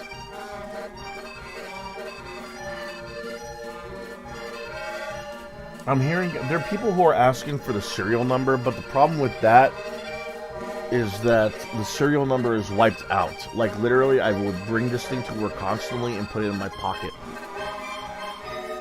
And that, because I did that, now the serial number is like literally wiped out. That's what actually happened to my Nintendo DS back in 2010 or so. The serial number was wiped out. I couldn't take it to a pawn shop. I couldn't like do anything with it. I mean, I still played it. I mean, I still played it after a while when I had, you know, because especially after Heart Gold and Soul Silver came out. I know there are people out there who would want the first model so they could hard mod it. Yes, but I'm not seeing them. There's nobody here on the Facebook. Soft modding, actually. No, hard modding. I say hard modding because there are people out there who would try to install a chip into the Switch so they can get past all the patches and stuff that prevent it from playing ROMs and getting hacked and stuff like that. Okay, yeah, I see what you're driving at, but like... I thought it would at least get those kind of okay, guys. fuck, now I know what you're talking about. Fuck.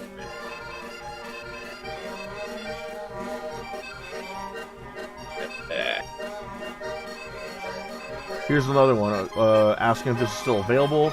Okay, I won't be able to pick it up myself due to my working hours. My brother will, and he won't be able to bring cash. So I will making the payment now so he can come pick it up with his car. And I respond, sorry, but I can't do anything other than cash. Dude, the red flags is that he says automatically, I'll pay it right now. Dude, if you read the description, you know that I don't do digital payments for this thing. That's why I put it in caps lock. Read description, please. God, I'm so sick of these kind of dude, these are the same kind of customers I had to deal with when I was at the gas station. Oh, does this Twinkie have sugar? I don't know, man. Does any cake not have sugar? Why are you asking me this? Oh, is this hot dog kosher? Is any from a gas station, bro?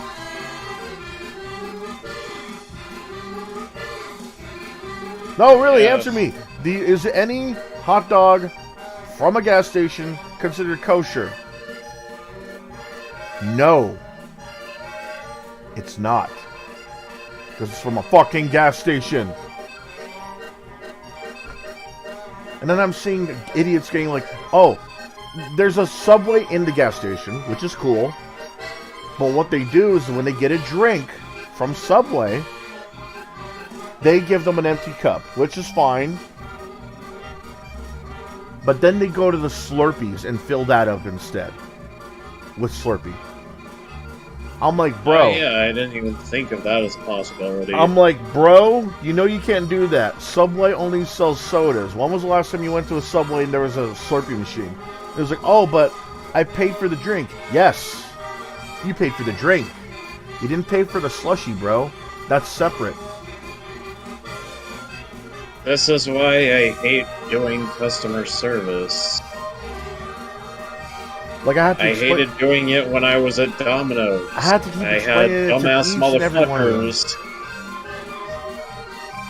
I had dumbass motherfuckers calling me up and telling me, do you deliver to this address? And even after I told them this is out of our delivery area, I even had this one bitch telling me, asking me multiple times, do you deliver to this address? I'm like, And then, like, after one call I had of somebody wasting my time, after I told them multiple times, we cannot deliver to this address, I had to tell them, sir, you have wasted our time. We have other orders. We have other customers that are trying to place orders that are actually within the delivery area. You have wasted our time. Have a good day, sir. I actually got in trouble for saying that too. Like, I didn't get my pay docked. I didn't get suspended or anything. It was just a talking to. Dude, I actually had someone think that we were a pizza place. Oh god. It was like, hey, I mean, there are some gas stations that do sell pizza. Like, yeah, but we don't. What gas station do you know delivers? it's true. You know, unless you're like doing DoorDash. Yeah, that's the only exception though. DoorDash is something else. Like, hey, is this Domino's? I'm like, no, this is a gas station. You're calling AM PM. They immediately hang up. I'm like, dude, you didn't AM look up. PM, that's where you used to work at? I used to work at an AM PM. If I would call, it was owned by Chevron. I used to work at an AM PM. I can tell you right now, AM PM is a good place to shop if you want to get anything from snacks to like tire polish, and if you're lucky enough, crispy crunchy chicken. This one had a Subway inside of it, but literally right next door there was a crispy crunchy chicken. The best chicken you'll ever have, better than Popeyes and KFC. Fucking fight me. And the thing about it is, though, is that it would constantly, and I really mean this literally, when I say literally, I really do mean literally, it would literally constantly have shit break down or run out when we absolutely need them. Like, there was an air pump machine that would be used for cars, bikes, whatever.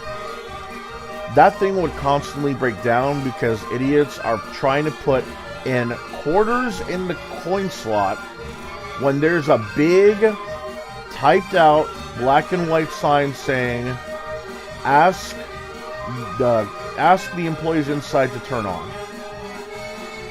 Wait, what coin slot? What are you talking about? So there's an air machine that if you go up to it, it'll say that. Oh yeah, you mean to like fill up your tires? Yeah, tire for like your bike, truck, car, whatever. Okay, I know what you're talking about. They would constantly say, "Hey, it took my money." I'm like, "What are you talking about?" That air pump machine took my money, and we would constantly say, "There's a sign right there saying that you have to ask us to turn it on," and it was like, "Oh, I didn't see no sign." I could literally see a sign from here, because the front view is literally nothing but window. Hey. I could see it from there, and I would say, "Sir, I could see the sign from here. It's still up, and it clearly says no. It clearly says you have to come inside to turn it on." He was like, "Well, I want my money back." He was like, "We can't do anything about that, sir. That's an entirely different company that owns that machine." And then he walks out in a huff, and he drives away. Yeah. Thank God there was another gas station nearby. Otherwise, he would have done something horrendous. Here, anyway. I don't know if he did anything over there. And there was a car. We also had a car wash. It was shitty. It would constantly break down. Like the little foam things that are supposed to slap against your car, they would always fall off. Not the entire thing, but there was always be bits and pieces of it that fall off. There would always be customers that would be dumbasses thinking that because it's a car wash, that means it's gonna be extremely delicate with your car. I say this because there'll be people who have little ornaments on their antennas. Sometimes they'll go in there with shit in the back of their truck that they shouldn't have had there to begin with in a car wash. And sometimes they'll have the little rubber nodes on the top of their truck that's supposed to help keep a bike in place or whatever the hell. Those would sometimes pop off. They will complain to us constantly that this is missing, this is broken, that the car wash doesn't work properly, and it would always be because of one of those three problems. And so what's funny is that when the trucks go through there to get their truck cleaned, they'll be wondering, "Oh, why did it stop? Why did it stop?" I go over there and look, and there will be rope. Sometimes there's a big metal rod. Sometimes it's like a piece of a headlight from their own truck that would immediately stop the entire car wash. I'm like, dude, how bad are you taking care of your truck or car that your headlights snap off at a car wash? Like, these guys aren't running into poles. These guys aren't running into the store. These guys aren't running into pumps. These guys are just getting a car wash, and somehow that breaks their headlights. Think about that. A car wash breaks their headlights. Their headlights on a truck, on a car, on a vehicle. Part of the car where you need a bat to break. Like a baseball bat. And they would constantly come to us saying the car wash broke their shit.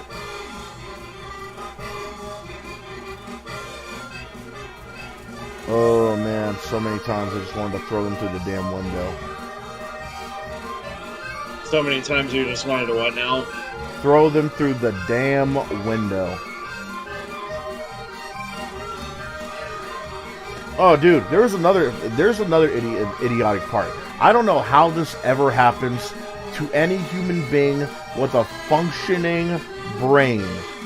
I don't care if you got dementia. I don't care if you were just born from the goddamn womb. I don't care if you lived in an apartment room not building, room for half your life. You have no excuse to forget or not know how to pump your gas, or that you have to remove the damn pump before you drive away.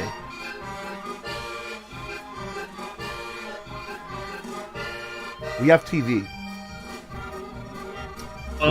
We have TV. We have movies. We have internet sitcom videos. You have a window. You got Amazon to deliver you entertainment. And you cannot figure out how to pump your car? You drive the damn thing. I don't have a car. I don't have a truck. I don't own a vehicle at the moment. I'd like to when I learn how to drive, but I don't have one. I could tell you right now, I already knew how to pump gas. But even before I worked there. And these guys are driving damn cars and they don't know how to do it.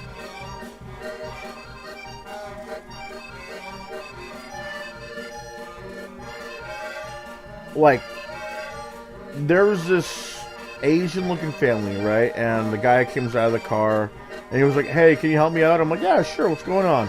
It was like, oh, I need help with the gas. I'm like, sure, like, do you want a certain type or something? Like, you want to get like a gas container? He was like, no, I don't know how to pump it. I'm like, what?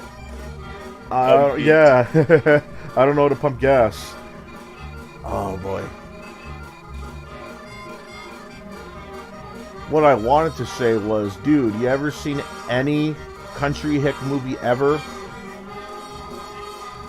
where they have their truck stop at a nearby gas station and fill up their goddamn tank? Take the hose, push it in, and then pull the trigger. No, what I actually did was I told them literally step by step how to pick your gas, pay for your gas, and then take the pump from the stand and then open the damn gasoline tank from your car and then push it in and then pull the trigger and hold it until you reach an amount you want. I do. I actually had trouble. I actually did not know how to pump gas for years myself, but but I've never really owned a car before in my life. And how old were you? As embarrassing as it is to admit, I never really learned how to drive. Driving scares the shit out of me. But how old were you though? How old were I and am I now? No, like how old were you when, like at the time when? How old were, like? Give me an age estimate of like how long it. How many years has it been when that? How long have you not known how? At what age did you not know how not to pump your gas until what age? I didn't really know how to pump gas into a. Well, I mean, I kind of knew how to pump gas into a car, but I didn't fully know how until I was like 30. Because I never really did it. But you had the idea. I never really had to because I don't have a car. But you had the idea. That's the thing. You at least had like a basic idea of how to pump gas. Like, yeah. You had the idea. You know. Like. You at least seen it on TV and movies. You passed by a gas station, seen people like pump it, and it gave you a little bit of an idea, right? I think there was a Simpsons joke about that. But you at least saw people in real life like pump it, and you at least got an idea of it too, right? You know, I'm not gonna lie. Every time you say "pump it," I'm reminded of Bogdanov. I don't know if you ever heard of the Bogdanov memes where he's like controlling crypto and he's saying, He bought, don't beat. He sold, don't beat. Nope. I don't know if never you're heard of aware of them. it. Never heard of it. They're crypto memes. Christian Burkett would get it. But you get what I'm sure Asa would get it too. He's probably still holding crypto. You get what I'm saying, though, right? I mean, you've already had at least a little bit of an idea how to pump gas. Oh, yeah. Yeah, because you went outside, you watched a movie, you watched TV, you at least been with someone that needs to pump gas, and you waited in the car, and you saw a little bit of movement from my girlfriend. Yeah, so for these guys to not know at all, and they're driving a car, made me very, very sus. Like, it's the equivalent of not knowing how to use a gun and you're in the police force. That's straight up cap. Like, oh, you're a martial arts master? Then how come you can't block? I don't know how to block. Bruh, that's cap. You're driving a vehicle and you don't know how to fill up gas. That is ultimate cap.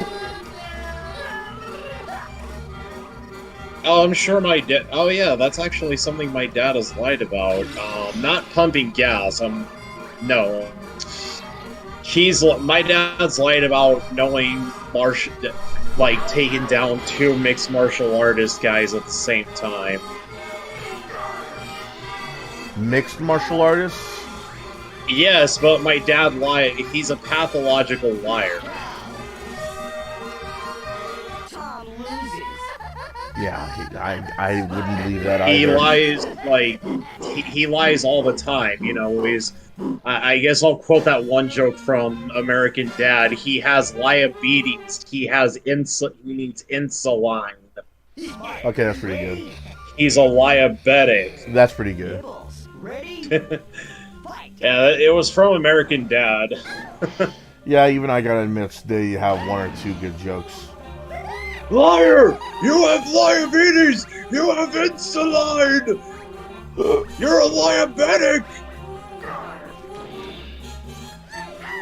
The color spectrum of danger is actually pretty funny to me. Like, I think the little color scale that he keeps on the fridge, I actually like that. That's funny. Yeah, that was from the very first episode of the show. Yeah, I thought that was funny. Nibbles, ready? God, the fact I'm punching Nibbles. Fight. Oh. Sometimes he's named Nibbles, and sometimes he's named Tuffy. It's really weird. Tuffy sounds really weird. Because I know he was named Tuffy in the Tom and Jerry meets Wizard of Oz. Oh, dude, here's another thing that gets me irritated. Whenever a customer buys alcohol. So what? You ever had those moments where a customer tries to buy alcohol and they give you a hard time for whatever reason? I had some weird ass ones. Oh yeah. Yeah, like so here in this specific area of California, you're not allowed to buy single packs of alcohol. Like, you can't buy a single bottle, you can't buy a single can of beer. You have to, if you want to buy alcohol, you have to buy the entire 6-pack, entire 24-pack, 16-pack, you know, whatever pack it comes from, you have to buy it if you just want to get one beer. That's just how it was. So, I mean, I don't really drink beer, but I get what you're saying. Alcohol Same in thing general. Can be applied to cola. Yeah, alcohol in general. So, the first time I've dealt with this, a lady comes in, gets a bottle straight from a 6-pack, and then comes up to the front counter, and I'm looking at it like, what the hell? Then I notice, like, oh yeah, there's a bottle missing. I'm like, ma'am, you can't buy it like this. You gotta buy the entire 6-pack. You know, we're not allowed to sell singles. We can only sell them to you in packs. And she was like, oh well, you should have a sign up there saying that you don't. Oh my god. I'm like, man, no wonder you belong to the streets. Like, there are some things that you need signs for, I get, but like this does really not need a sign. This was a moment where really common sense should have just taken over at this point. Like, you don't buy a frozen burrito and ask, hey, should I heat this up? Have common sense these days. You don't just buy a frozen burrito and ask the guy in front, hey, do I need to microwave this? It's like, no shit, you need to microwave it. You don't just get a chocolate bar that says Reese's on it and say, hey, does this have chocolate? It's like, no shit, it's got chocolate. Why are you asking me? Nibbles, At that point, you should have read the damn wrapper and use your brain. Or you don't go into the Silent Rob Discord and say, hey, is this the Silent Rob Discord? Right. Official? Unofficial? Maybe. But just the Silent Rob Discord, it's like, yeah, you're just playing. Silent Rob doesn't even go on Discord anymore, though. He has an account, or just he rarely uses it. Yeah, I'm not really sure why. Maybe. Oh wait, yeah, no, I actually do know why. It's because of people like Raccoon Fiend. Yeah, Raccoon Fiend, if you're watching this, if you've even been watching this in this entire stream, go fuck yourself. You would not believe how many times I had to deal with customers saying, "Oh, you need a sign," or like, "Oh, I didn't know that." Like, I just want to buy the one beer. I would always try and tell them, dude, if you want one beer, why don't you just buy the rest so you can save them for later? And they would always fight with me. Oh, I don't want all that though. I just want one. And I would always tell them, dude, buy the pack, have the one. Save them for later. It's like, no, but I just want the one. I'm like, oh my god. It's like, how does that? Yeah, and you're not even allowed to like fucking express your frustration at them because. Oh, I can, considering I try to explain to these guys the same fucking thing over and over and over again. Dude, the manager got pissed off about this too. Really? Every manager I have ever had, they would always get pissed off whenever I have to explain to them that you cannot get them in singles. You have to buy the whole pack. Not at me, at them. Even they would have to keep saying that whenever they say, "Oh, I want a manager." Motherfucker. Right? Like, dude, it's one thing if you don't show your ID because you think you look old enough. It's another thing entirely if you can't just use your fucking brain and just look at the six-pack you took the ball from and just say, oh yeah, this is a six-pack. I can only buy them in six-packs. You don't see me going into an Oreo pack and just take one cookie. No, you're supposed to buy the entire pack. You know, you don't see kids like going into like a bag of chips and just grab a handful and walk and run away. No, you need to buy that whole bag. It's common sense that if you see anything in a pack of 2, 4, 6, 12, 24, you have to buy the whole pack. The fact that I had to deal with grown-ass adults of every race and of every legal age and of both genders, bite me, both genders, I know what I said, and tell them every time you can only buy them in packs is mind-boggling. Like, dude, you don't just get a bunch of chips and say, I only want this much. You don't get one cookie from the Oreo pack and say, I want this much. Why would you do the same thing with the damn pack of alcohol? They just don't. How do you not think about that, bro? Well, I think Ron White said it best. You can't fix stupid.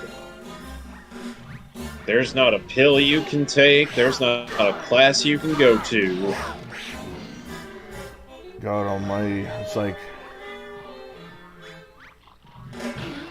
Every time I hear, oh, put a sign up there, put a sign up there, put a sign up there.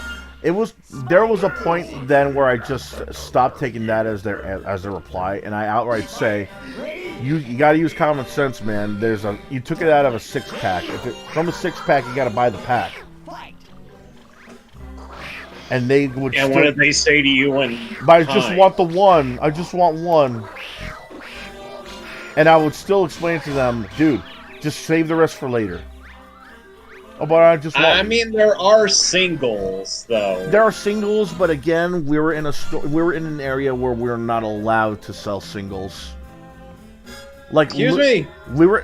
There are certain areas in California where you're not allowed to sell singles, which is why. Oh my god. Which is why I would always tell them if they to avoid that commie state. So funny thing though, while there are certain areas in California where you can't buy beers or alcohols in singles, there are just as equally another amount of stores that are in locations where you can buy them in singles. So there are times if they're calm enough, I will actually tell them, dude, just go to the gas station down the hill. They'll let you buy singles over there. But even then, they'll still be a jackass. They'll complain like, oh, it's too much, it's $1 more. Oh, but I'm here now, I just want the one from here. Oh, that's bullshit. It's like, dude, I just work here. I'm supposed to help you pay for something or prevent you from buying something or doing something here. Right now, I can only prevent you from buying the bottle because you're supposed to buy the pack. Or you're supposed to buy the 6-pack of cans. They would always get upset. I was like, oh, it's bullshit, but I did this on the other gas station. I was like, yeah, that's another area. They're allowed to sell them in singles. We can't do this here because of the law. And they're like, oh, fuck your law, fuck the police. I'm like, oh my god, these are grown-ass adults. And it's not like these guys were not old enough. Sometimes they would show me ID, sometimes I would just look at them outright and say, yeah, they're old enough. But they get upset because they can't do a certain thing in a certain area of the state.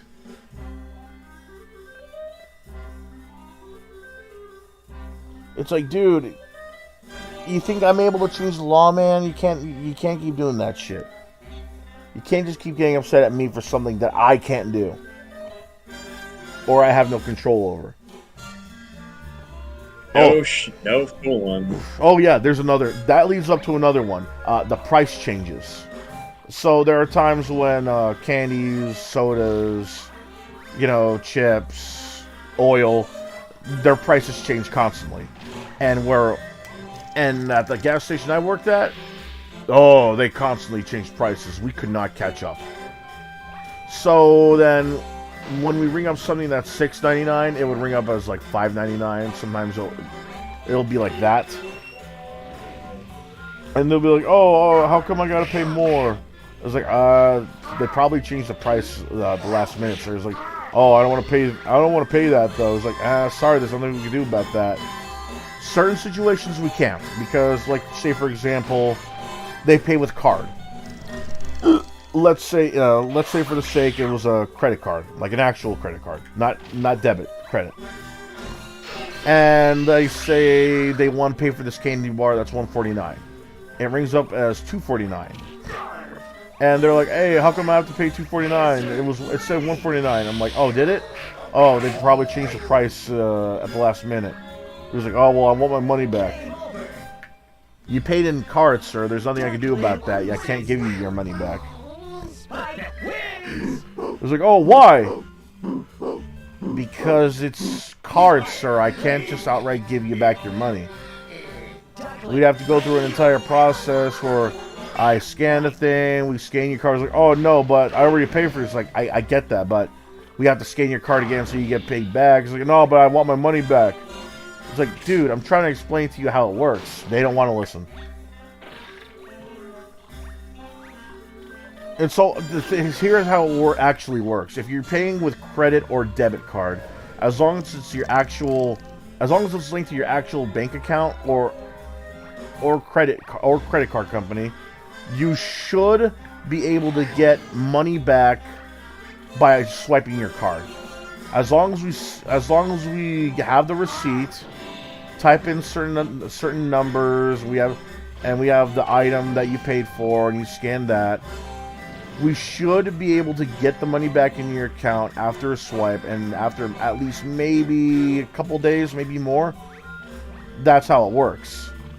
But these guys are extremely impatient. They don't want to hear how it works, so they would always ask for like outright cash. And when I say that's not how it works, that's when they ask for the manager.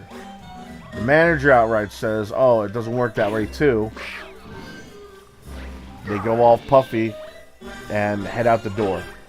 Half the time, they don't even take the item they bought. Which is perplexing enough, considering they bought the item. Why would you not take it with you?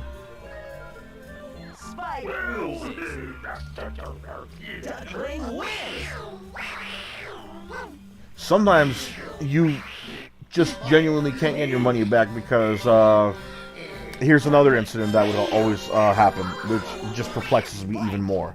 So when you stop at a gas pump, you see the buttons and you see the pump handle, right? That would mean that you're on the right side of that pump. If the handle is, staring right at your face, right at your car. What they do instead, sometimes, is they would grab the pump behind that one, and then they put that in their car. Then they would come to the store and ask why it's not working. I would tell them, did you make sure that the pump's in there? Yes. Okay. Did you select your gas? Yes. Sometimes if it's in plain view, I would just look over the counter and I'll be like, "Ma'am, you're using the pump on the other side. That's not how it works." They'll be like, "Oh, okay, sorry, I'll use that pump." Okay, yeah, we fix it. But here's another one that just blows my mind. So, tell me how you pump gas. Like, what's the first? Like, tell me your whole process. How you pay for your gas when you gotta stop by a gas station. I usually pay in cash. Right, but what do you do? Like, you stop at the gas pump, right? You walk away. If you have to pay it inside, you walk away, right? You look at the number, tell them your number, and then you start pumping, right?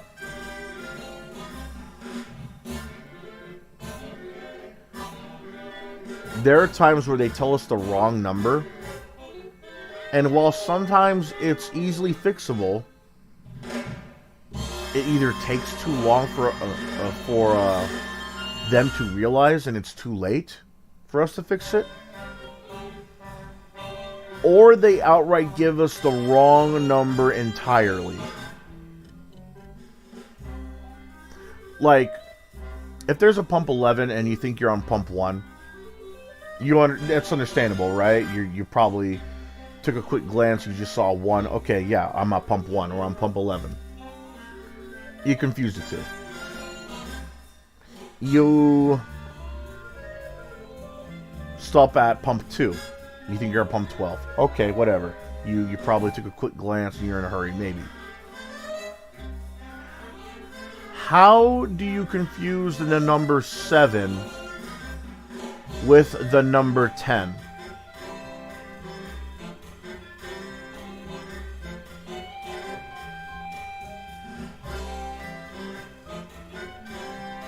Do you know? How do you confuse the number 7 with the number 10? I have much to say about that one. I don't know what to tell you. Yeah, that's exactly it. You don't know what to tell me, because what could you say about that? Someone confuses numbers like 7 and 10, we're speechless too. Hey, can I get $20 on number 3? Okay, sure. 20 minutes later, what happened? I needed gas on number 3. Yeah, you're clearly pumping. It's gone. No, I'm on number 3. Look over the counter. Sir, you're not on number 3. You are on number 5.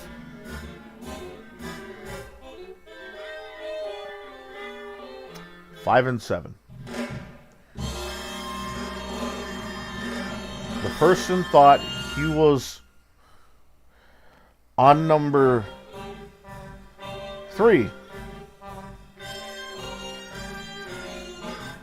He was on 7. That is a major case of cap. If I ever heard it. You thought you were on 3. You're on number 7. That is cap. A major cap. Captain America level of cap. Cap, Marvel vs. Capcom levels of cap. You're telling me 1, 2, 3 in your head went 1, 2, 7.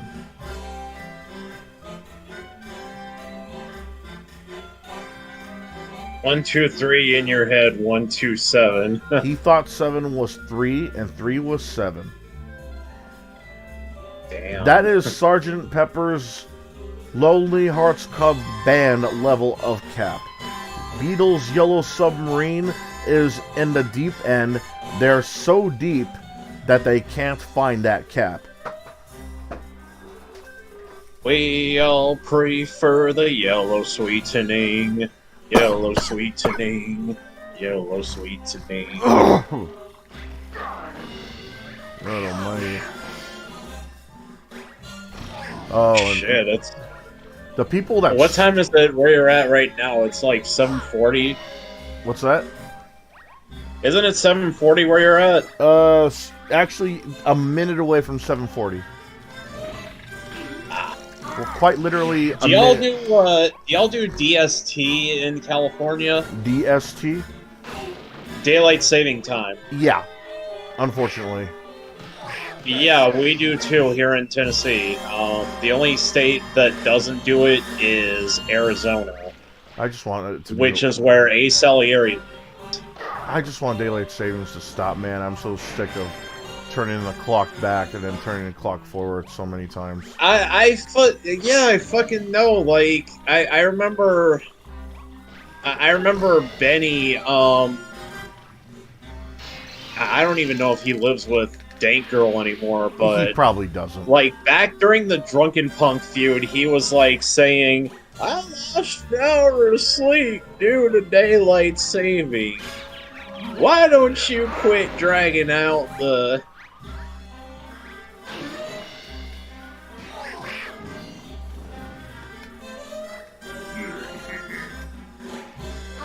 Yeah.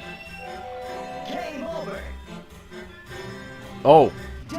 Yeah, I hate losing an hour of sleep due to daylight saving myself. I'd rather not have daylight savings. It's stupid to begin with. Yeah, I mean, like... It's not even necessary anymore. Like, maybe decades and decades ago it was. But I think the only reason some places were doing it, I think some places were doing it because of an energy crisis, as far as I can remember.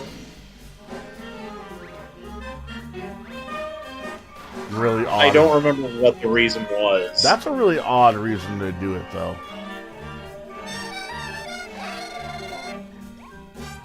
And I think the reason Arizona does not do daylight saving at all is because Arizona's already hot enough, and the people of Arizona had just decided we do not need daylight saving when we are too much sun as it is.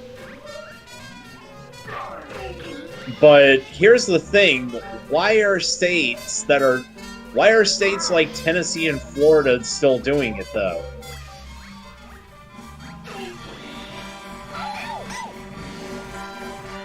And Texas even. Hawaii doesn't do daylight saving either. They're lucky. And my microwave clock, I didn't even adjust it because daylight saving lasts 8 months. And compared to the 4 months without it. We get 4 months without daylight saving, and then for 8 months we get it again. Like, why do we have it for this long? Sorry. It's stupid. It really is, man. Could not tell you how Really? many. I couldn't tell you how many times I was almost late because of daylight savings time. Late for You work. make me want to rise an hour early, just like daylight savings time. Oh, dude. There was a very, very, very mild case of racism at the gas station too.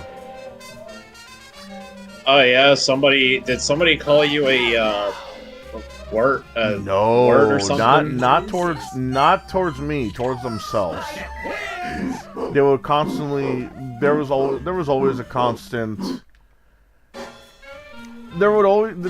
So a majority of our customers are like diverse, but if I had to say what races you'll see there the most, it would have to be. It would have to be a mixture of Hispanic/Latinos and black customers. And it's kind of understandable because the area is mostly has mostly black and Hispanic and Latino residents, especially the businesses there. Like they're black owned, Hispanic or Latino owned, that kind of thing. I And see. like there's like a burrito place, which is, man, I love that place. It makes good ass burritos. There's a burger place that makes some good ass burgers. That's really good. So here's the thing, though. If they were caught doing something that they're not supposed to, or we do something by mistake, they would constantly blame it on race. From the ones I had to deal with. Like, for example, there was like this random couple. That is very strange. It was really weird because even the employees were diverse. I think we only had like white employees twice. There was like one hot blonde girl, and there was another like white guy there, but he wasn't really Caucasian white. He just happened to have that complexion. He lived in a Mexican family. Like, he's a pale Mexican, that kind of thing. I don't think beyond that we ever had any white employees. And when this couple came into the store, I didn't think anything by it. They weren't shouting. They weren't being sketchy. They were just quiet. Not even like quiet, oh, they're looking around to see if anyone's here or if we're watching them. No, they were just quiet. They just happened to be looking for stuff. So then they come up to the counter separately. The husband comes up to me, and the wife goes to the other side of the counter. Well, yeah, the other end of the counter actually, to get help by someone else. So I'm ringing him up. She's getting rung up, and there's like something going on with like I think the cards, and so he has no idea what's going on. I get the manager's help. And so the wife tries to tell one of the employees what's going on, and then out of nowhere, he turns to the wife and yells out, "Hey, did I tell you you could speak, bitch?" I'm like, Hold on a second, I'll be right back. yeah.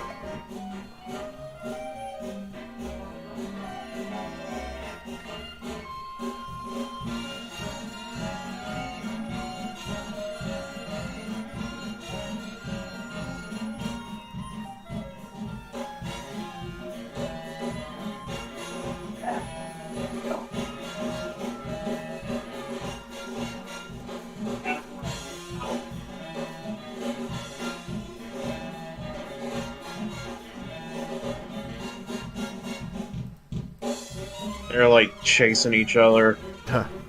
Alright, so what were you saying? Did I tell you you could speak, bitch? Yeah, out of nowhere, when the wife decides to explain what was going on and like what they're trying to do, the husband just turns toward her and just outright bellows out, "Hey, did I tell you you could speak, bitch?"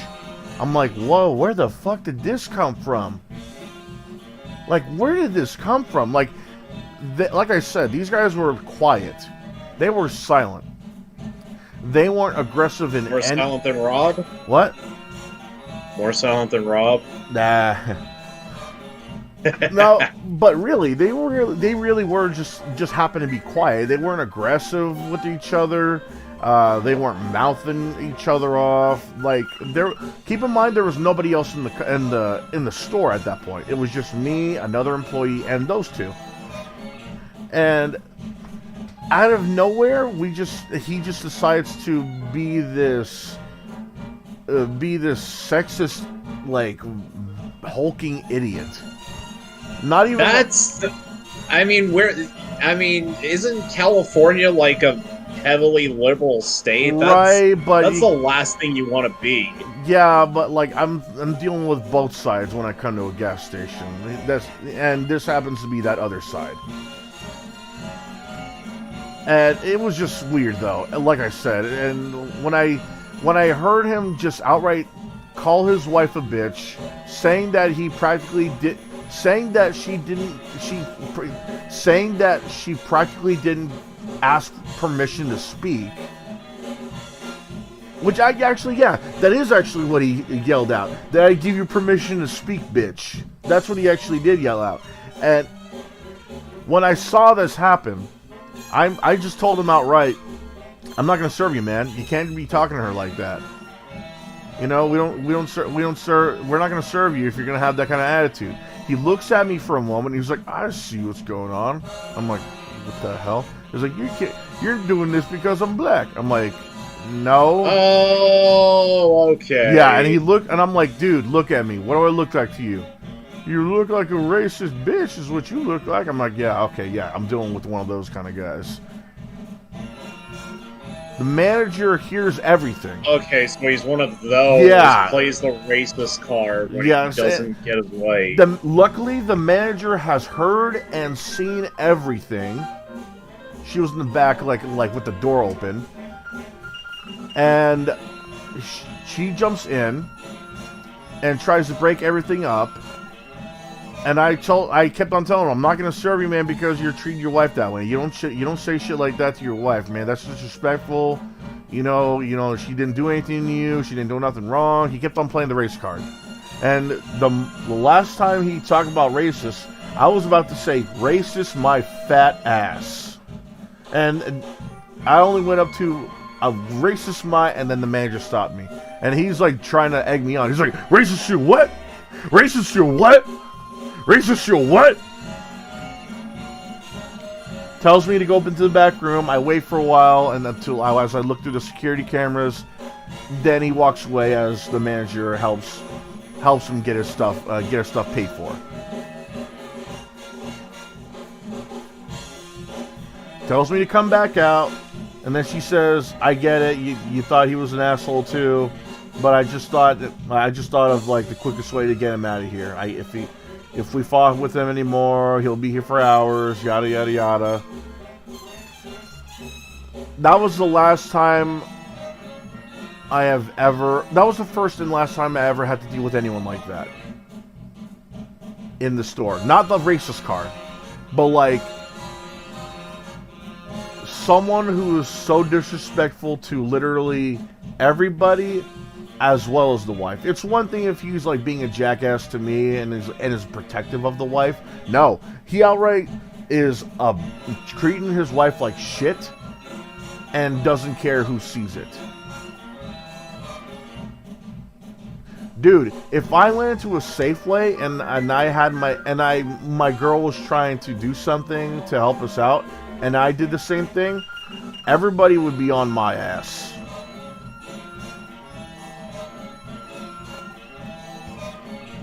Are we about to talk about how black people are protected in society? I mean, who isn't? Honestly, what race isn't protected in any society? You gotta be white fair. people. You gotta be fair. You gotta be fair. Latinos are actually not as protected as you may think. Sure, but I'm saying is like we could talk levels, but there's still every race at least has some some kind of protection. The Whether mainstream media, anytime a Latino makes the news, they lighten up their skin to make them look white. I'm talking in general though. Like we can talk levels. Like this race has the most protection, this race has the less protection, but I'm just talking like levels. And then I'm not talking like law or like the general TV media. I'm talking like as a society, as a group. You know, like black guys, black girls, they'll protect their own just as much as white guys and white girls will protect their own. Just like Asians will, Canadians, Mexicans, that kind of thing. That's what I was trying to get at, because you know if that really did happen with a bunch of black guys, other black guys and girls, we don't know what might happen. They might just stare and like, try and mind their own business, but they are protective of their ladies. They're very protective of their women too, because if they're taught well and if they're brought up in a good household, whether it be a single or a group of parents, they're always taught you gotta treat people with respect to get respect. That's something in the black community is taught well, is that when they're actually taught that. And if those kind of people actually see... Yeah, people like Terry Crews. Yeah, like Terry Crews, Will Smith before he decided to date that hoe. Chris Rock, Chris Tucker, Dave Chappelle, those kind of things. They'll make jokes. They'll be in movies that like deal with them kind of things in certain different ways. But they've been taught well enough, because you know they had to either learn themselves or they were taught right by their parents. And I gotta tell you, there are a ton of like black customers that came in that, you know, were just happen to be black customers. You know, they were just happy to be there. They were just minding their own business, that kind of thing. But the amount of ones that always pull off the race card if something goes wrong or if they're caught in the wrong, I wouldn't say half. I would say maybe a little less than that. 40%, 35%. It's still a large amount though, because next to them is the Hispanic and Latinos. They would constantly come in the mornings too, and the afternoons.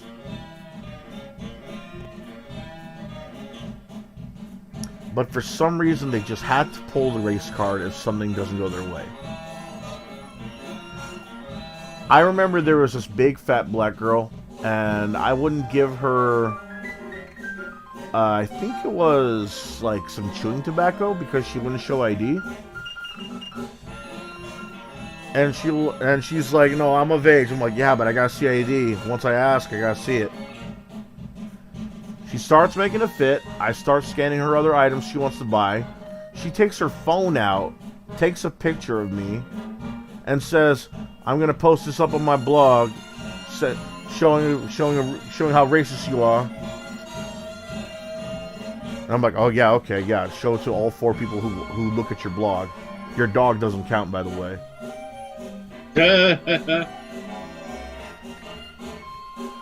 There was another one. Man. There was a guy who tried to... Oh, man. I don't even remember what he wanted anymore. Because when he flipped out, that's what I remember. What he did was he went to the drink... Like, he went to the fountain drinks. And he grabs a 52-ounce cup and tries to throw it across the store. So what he was trying to do, he was trying to grab a bunch at once so he could throw it across the store. All he did was grab just like 1 or 2. At that point, I told him to get out. Wait, what was he trying to grab again? He was trying to grab like a bunch of 52-ounce cups at once, but all he did was grab 1 or 2. Jeez. Why was he trying to do that? I don't even remember at that point because we were more concentrated on him acting like a baby. Raging out. Throwing shit across the store.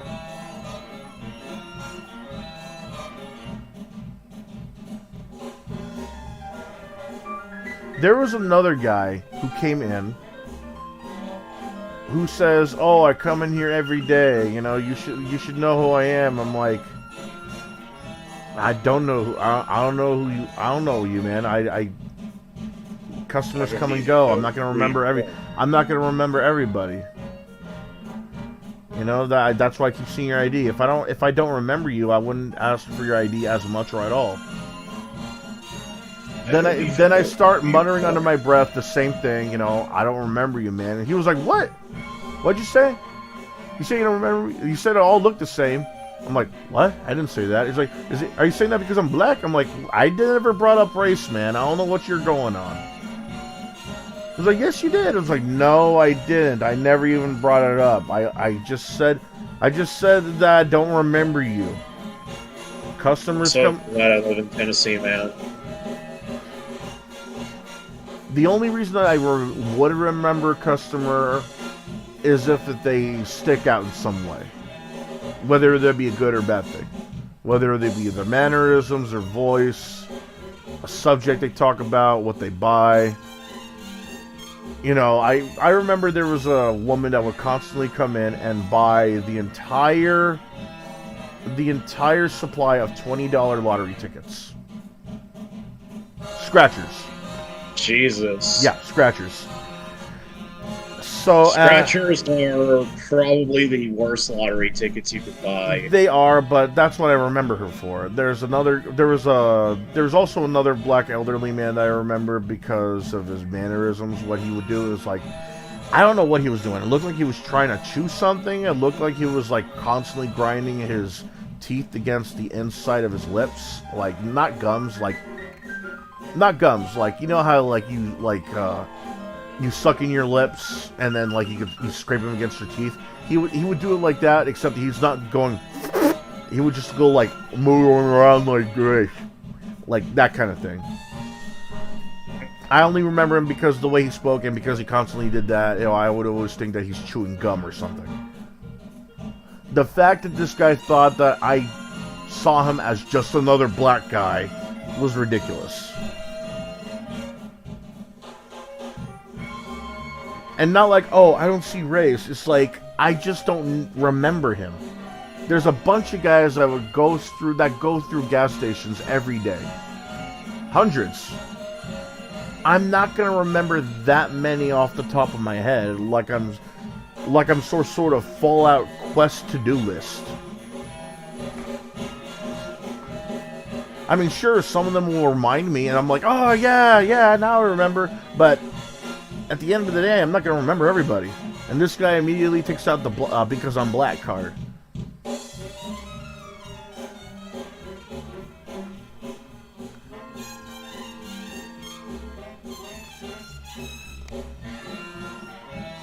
But that's not the only thing I have to deal with. I would always come across people who would be pricks to me because I don't know how to speak Spanish.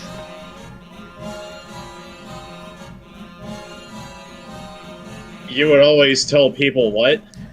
I wouldn't just come across people who would pull the race card. I would also be confronted with people that act like pricks to me the moment I say I don't speak Spanish. Or I just give them, or I give off the hint that, or I give a hint that I don't speak Spanish.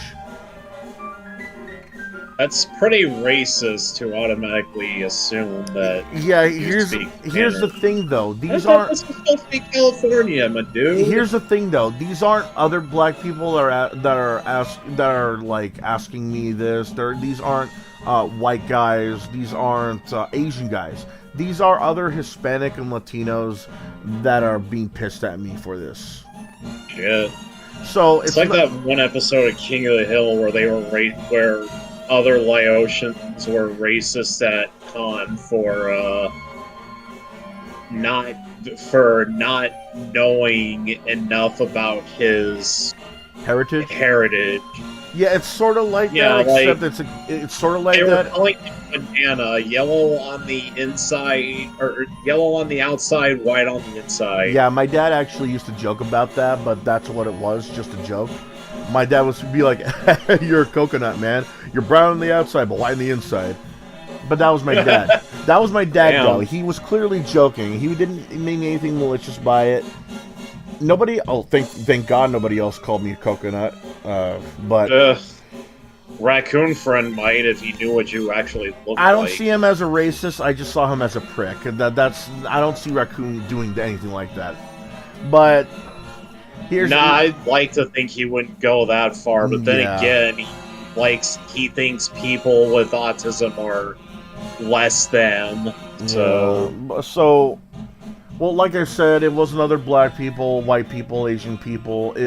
It just so happened that a lot of them that are pissed off at me for not knowing or speaking Spanish are other Hispanics, Latinos, Mexicans, that kind of thing. So the moment that they speak, there are times where it's like they speak Spanish. I'm like, what? They're like, oh, no Spanish? I'm like, no, sorry. You Mexican? I'm like, no, not Mexican. Oh. That's when they shut up. Sometimes the moment I say I'm not Mexican, they'll be like, oh. But sometimes they'll go a little further. Oh, you look Mexican? And I just look at them with like the most deadpan expression, and I'm like, I just want to respond, are you legal? But I know I can't ask a question like that because that's going that's going a little far. There's already enough controversy around that. And I'll be like, "Are you Mexican?" Thanks a lot, Donald Trump. Yeah, like I'll be like, "Are you Mexican?" Oh yeah, and fucking Joe Biden's like that too. Fucking Joe Biden's adding to the controversy too. But I can't go all saying, "Are you Mexican?" because apparently that's the thing I shouldn't be doing too. Because now Democrats have outright admitted that they hate illegals because they were like saying, our borders are open, we welcome you with open arms, and they're like, and then when they come to the blue states, they're like, no, not here, not here. Oh, dude, there was this one guy. You've heard about that? Have you heard about that? I haven't actually. Oh no, wait. I think I heard. To fucking Martha's Vineyard, and yeah, and then they got called on. This one bitch had the gall to say, "We don't have enough resources for these people." That I've heard of. I actually heard of that happening. Yeah, and it's bullshit. But I remember there was this one guy. This colors, you fucking pricks. There's this one that sticks out in my mind. So I would always get, like I said, I would always get it from Hispanics, Latinos, Mexicans, that kind of thing. Like, oh, you look Mexican, oh, you don't speak Spanish, oh, you're looking, that kind of thing from them. Surprisingly, like, it's never like a white guy who's like, oh, I thought you were Mexican. It's never like a black guy who's like, you're like the Hispanic con then. I guess, but like there's on Super News and Phone to be specific. There's not even like there was not a single black person or Asian person either that'd be like, oh, I thought you spoke Spanish, man. Like none of that either. Well, there was occasionally like an older woman that would compliment me, because because I look Mexican, like, oh, the Mexicans are cute, or like say that I looked like Antonio Banderas because of my ponytail that I had at the time. Or like, there were times where they thought I mean Puss in Boots? Yes, exactly. You look like a cat? They were like, oh, you look like Antonio Banderas with that ponytail. Oh, you look so cute. You look delicious. That kind of thing. There was times where they would say, oh, I thought you were a native. I didn't know how to respond to that. I'm like, did you now? Okay. I guess that makes sense. Trying to figure out how to answer that with. So, anyway, there's this one guy that would speak Spanish to me. And I'm like, what? He looks at me in silence. Could you repeat that? Says it again in Spanish. Oh, sorry, man. I don't speak Spanish. Looks at me in silence. No habla español? He's like, no, man, sorry. So then he pays for his gas. Tell them lo siento. I don't even know what that means. Like, there's lo siento means I'm sorry. See, that just tells you how... It's the Spanish apology. That just tells you how little Spanish I know. I'm like, there's one or two things I might know.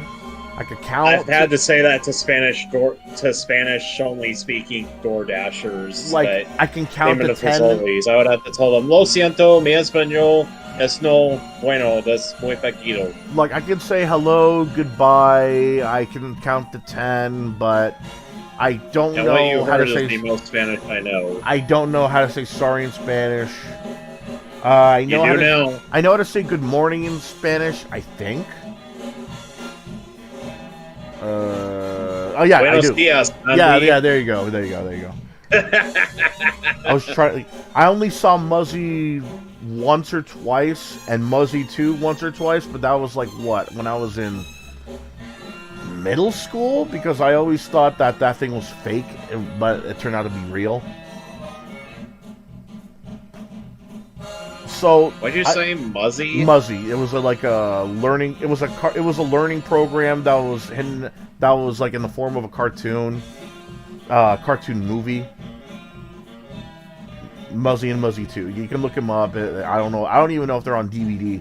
Well, they are, but I don't know if they're in print anymore. So the guy decides to try and pay for gas. Then he outright speaks perfect English. I'm like, oh, okay. You speak English? He was like, yeah, man, I thought you know I speak Spanish. I'm like, just because I look it, man, doesn't mean I speak it. Then he starts swearing in Spanish, which I know a few swears. I know what he was saying.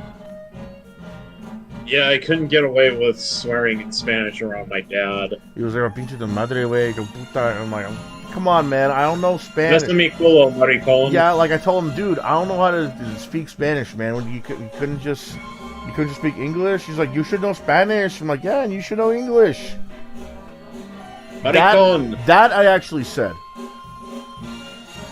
He was like, oh, you should know Spanish. Mi culo, maricón. He was like, oh, you should know Spanish. I'm like, and I actually responded, yeah, and you should know English. I don't know Spanish. He starts walking away after he heard me say that. Thankfully, the manager wasn't there when she heard that, but, I mean, you don't just outright go up to a guy who looks Mexican or Latino and just start speaking Spanish. You don't know that guy's background. You know, just like how I don't just go up to a guy who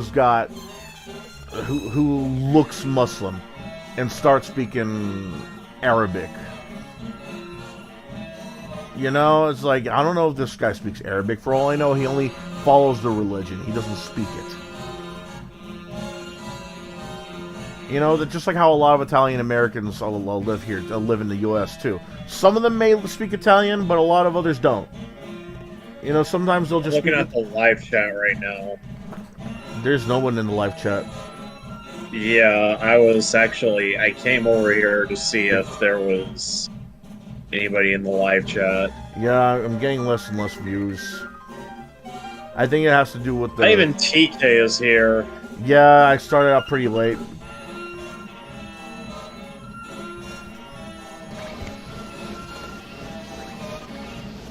He actually hasn't been in my streams for quite a while now.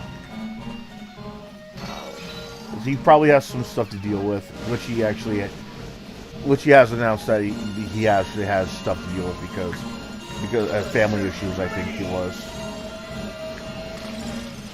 Oh yeah. Snakebite actually once or twice visited, as well as a couple other FDU guys, but outside of that, I don't really get many regulars. I'm actually surprised one of the FDU guys ever tries to come here on the regular. Yeah, I mean, you'd think Minute World would show up at least once. Right. Or a raccoon friend to try and heckle you. Like I actually like streaming and the interactivity and just the idea of, you know, hanging out with guys online as I play games and they watch as I play them for fun with an audience. But something about Asa, well, Asa yeah, gets you and plenty of Asa, interaction, but it's just I brought up the idea of like community events in FDU where we could just hang out, like maybe like do some online gaming or something like that. But I made other suggestions, but I'm mostly ignored over there when I make those kind of suggestions. Not ignored as I'm like, oh, don't listen to him, but like sometimes they don't respond. That's how it is with a lot of Discord groups I'm in, honestly. I'll have an idea. Claymore says Sonic Adventure 1 and 2 suck. All of it or certain stages? He said, okay, he's quoting Sonic Frontiers is better than Sonic Adventure 1 or 2. And he said, I mean, both of those games suck, so it's not a hard contest to win. That's cap. He's a contrarian. That is I told you, man. Claymore's a contrarian. That is major cap if I ever heard it. He'll fucking praise shit that people hate, like the Cowboy Bebop Netflix remake that got canned so hard that it got canceled after one season. And he'll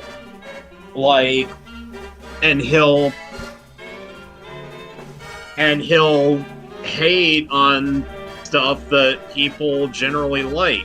They picked such a good cast. Sonic too. Adventure, like I said, Sonic Adventures 1 and 2, Powerpuff Girls, Gravity Falls, SpongeBob. It's a shame too because they actually picked a pretty decent cast.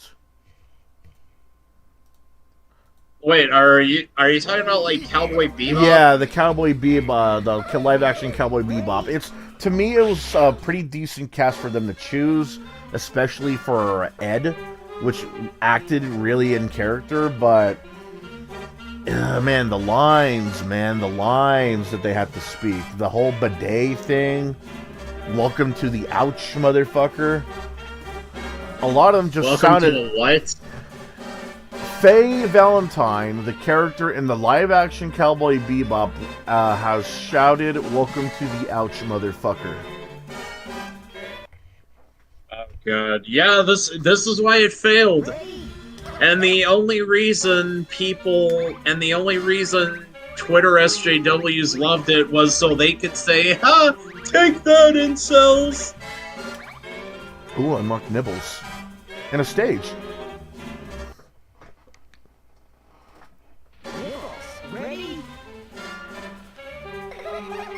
If they had to treat any show with respect, it should have been Cowboy Bebop. If they were gonna make a live action series, like if they were gonna make a book live action, it's one thing considering they probably have to take one or two liberties.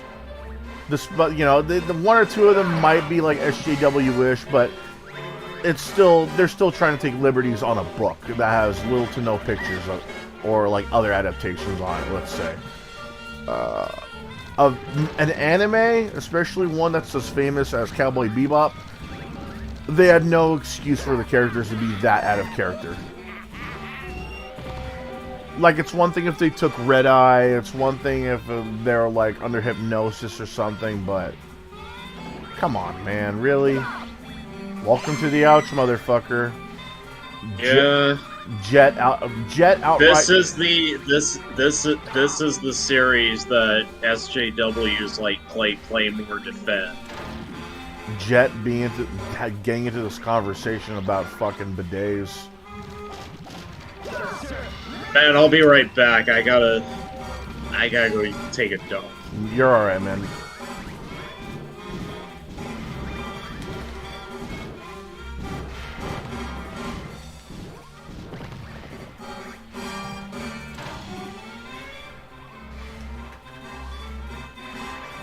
Game over. Push loses. Nibbles wins. Nibbles ready? Push ready?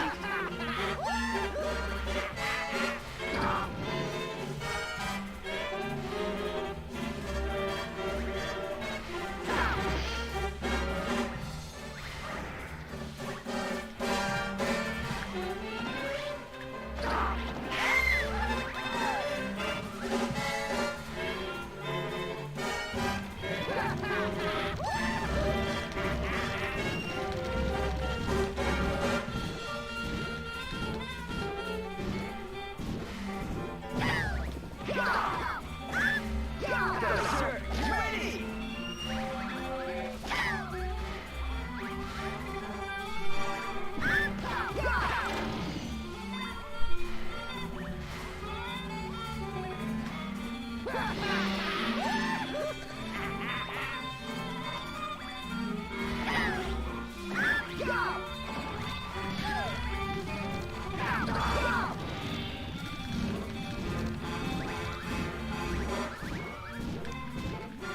What is this? Come here.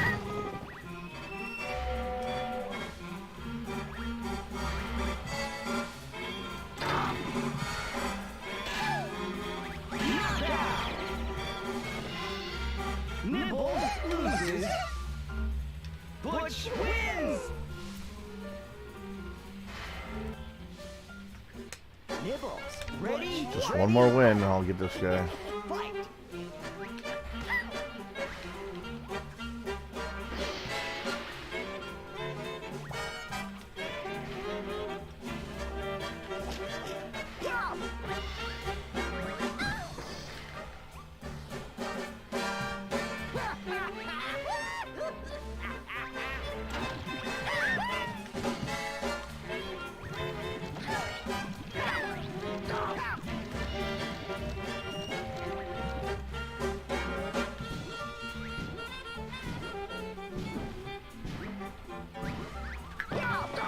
Berserk ready.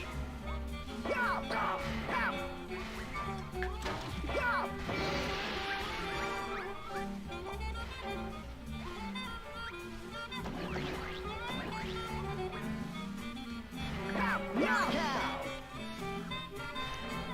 Butch loses. Nibbles wins.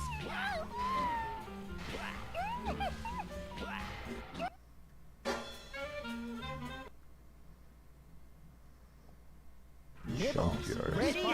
Ready?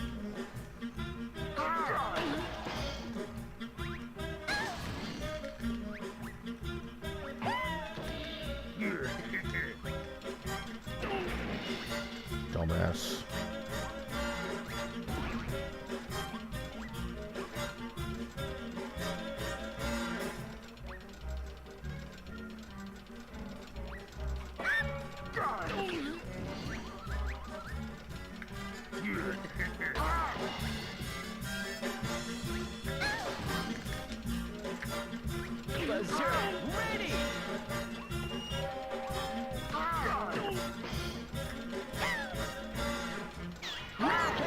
Damn. Spike loses. Nibbles wins. Hey, TK, how you doing? Seen you stream, so I figured I would stop in and say hi. Yeah. Hello. Modding for Craig. Hey, you're modding for Craig. That's cool. What's he streaming about right now? In your mouth. Come here. Boom. Ah. It's nice to see you, man. Oh. Hey, what's up, man? Hey, look who's in chat right now. Let me see. Hang on. Ugh. Oh, there he is. Yeah. There's TK back from the digital world with his pal Patamon. Yeah. Oh, he's never seen this game before. Yeah, this is Tom and Jerry in War of the Whiskers. Very, very obscure game. Not many people talk about it, if at all. Yeah. The game is changing soon, though. Oh, Craig's playing hockey right now.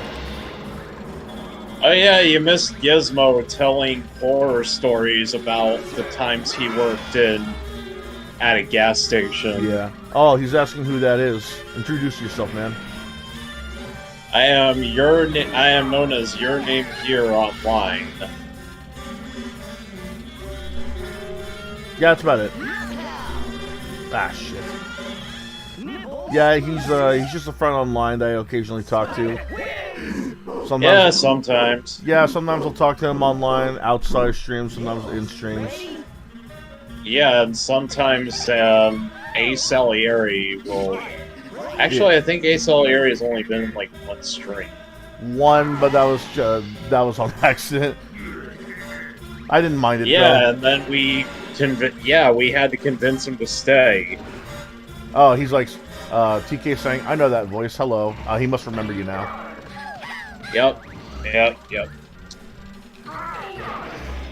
Dude, it's surreal in this game is that I'm punching the hell out of someone as Nibbles. The little baby mouse. Yeah. I must have heard him before on here. Yep, he's been on here occasionally. Yeah. I Like don't know I why Tom and Jerry are not in Super... They're in multiverses. Oh, he's talking about TK is talking. Oh, I wonder why Tom and Jerry are not in Super Smash yet. Yeah, that's what he's saying. I mean, they're in multiverses, so... They are in multiverses. And the dog, for that matter. Oh, you mean Spike. You know what? I wouldn't mind seeing Spike in multiverses. Yeah, I mean...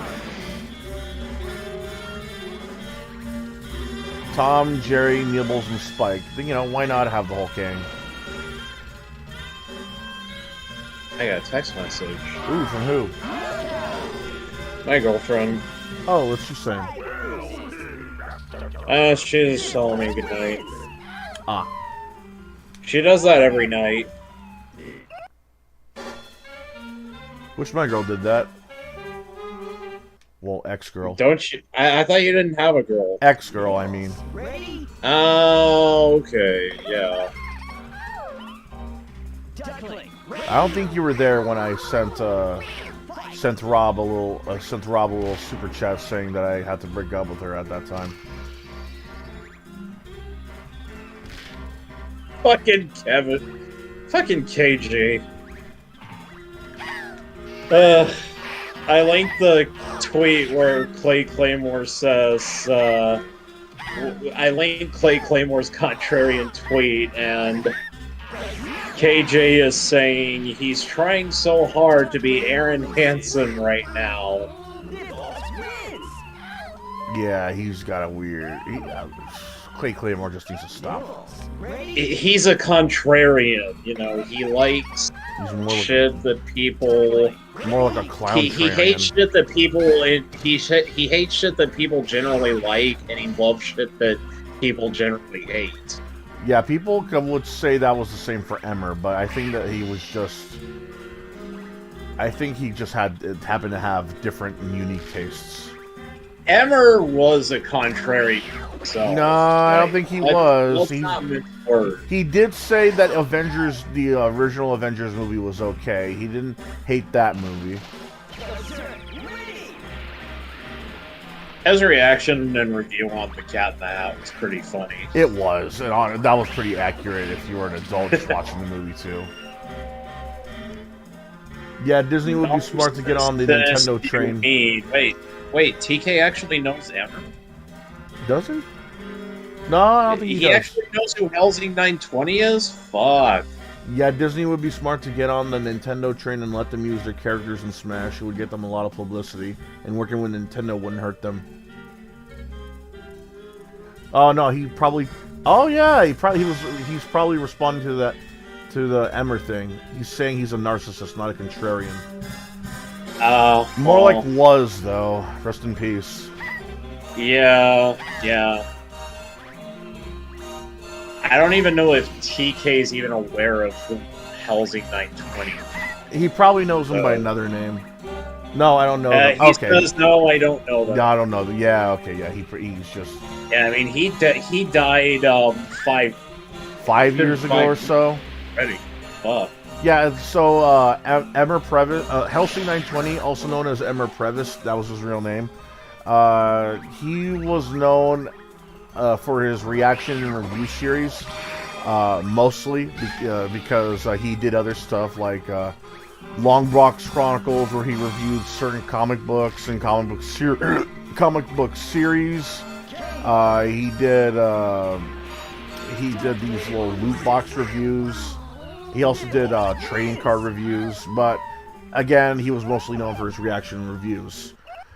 Yeah. And the way he reviewed it was unique too. What he would do was he would introduce himself, tell them what movie he's going to watch, and instead of showing any footage or clips from the movie, it'll cut to how many minutes have passed and show his reaction to certain parts where he stopped. And now he's saying, "Wait! I think I seen something about him. I watched top 10s. Did Emmer ever do top 10s? No, he didn't do any kind of ranking. He didn't do any kind of top ranking system. Oh, okay, yeah. He would, if I can see him doing like a tier list if he was still alive, but I don't see him doing like a top 5, top 10. Actually, no, he did do a top 5. It was like a yearly thing. Top 5 worst and top 5 best movies. Yeah. He just never did anything beyond that in terms of lists, I don't think. Yeah. Oh, and the thing that Emmer was also known for was after he was done watching a movie, that's when he would immediately start reviewing the movie. He wouldn't write that's why it was called a reaction review. He would react to the movie, and after that, right away, he would review it. There have been times where he had to ban a lot of movies, though. He banned shark movies. He banned a major ton of parody movies. I think he banned dinosaur movies too. He banned what now? I think he banned the dinosaur movies too.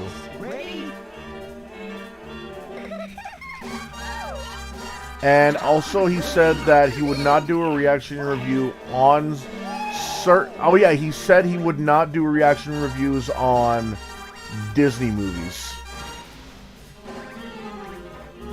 So those were banned too. I think he did DreamWorks movies. I don't think he said anything about that, but he definitely didn't want to review Disney movies because he didn't want to hear the. In his words, I'm paraphrasing here. He didn't want to hear the fanboys cry about his own views on the movies. Oh yeah, because the Disney movies were too popular. Yeah, I kind of get why he would skip those. Did he do Shrek? No, I don't think he did Shrek. I don't think he would either. Well, that's probably for the best. Oh, and because everyone knows Shrek is love. Shrek is life. Another thing that Emmer did was he would sometimes do themed months. whether it be like an entire month of comic book movies, an entire month of movies straight off of Netflix, or sometimes it would be straight up fan requests, which was always nice to see. Yeah.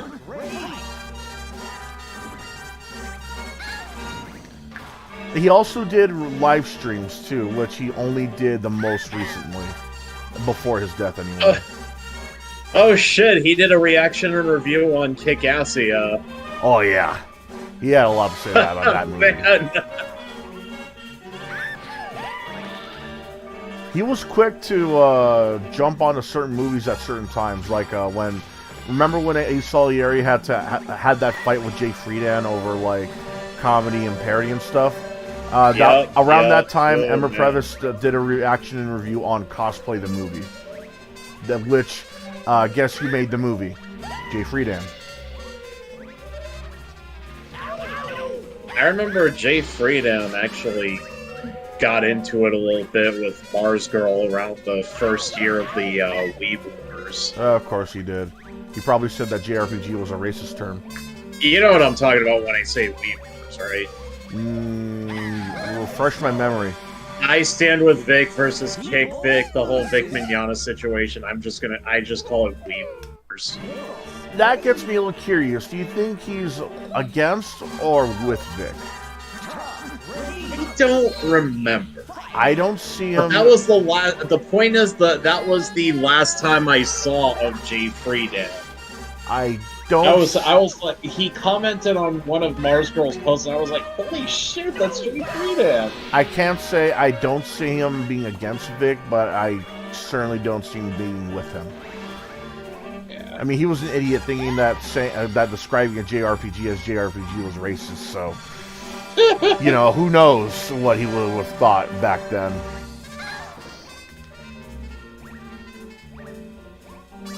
Let me see. What else did Emma do? What other movies? I think he did Eraserhead. He did Swamp Thing. He did Puppet Master movies. He did the made-for-TV Captain America movie. Sonic the movie, not. Yeah, I know what you're talking about. The one where Knuckles wore a hat. Yeah, the one where Knuckles wore. Yes, the one where Knuckles wore a hat. I know he did. No, I don't think he did the new Super Mario Brothers movie. You're talking about the one with Bob Hoskins, right? Yeah. Mario. Luigi. Mario. No. Mario. Luigi. Mario. Oh, he says, I think he was on top 10 influencers who passed away or something like that. The Haunted World of El Super Beasto, reaction and review. Oh, yeah, I think, I only remember him doing that. I never actually saw that one. Moonwalker, reaction and review. I don't think he liked that one. Kung Fu Dunk. Oh, he loved that one. He especially loved the theme song.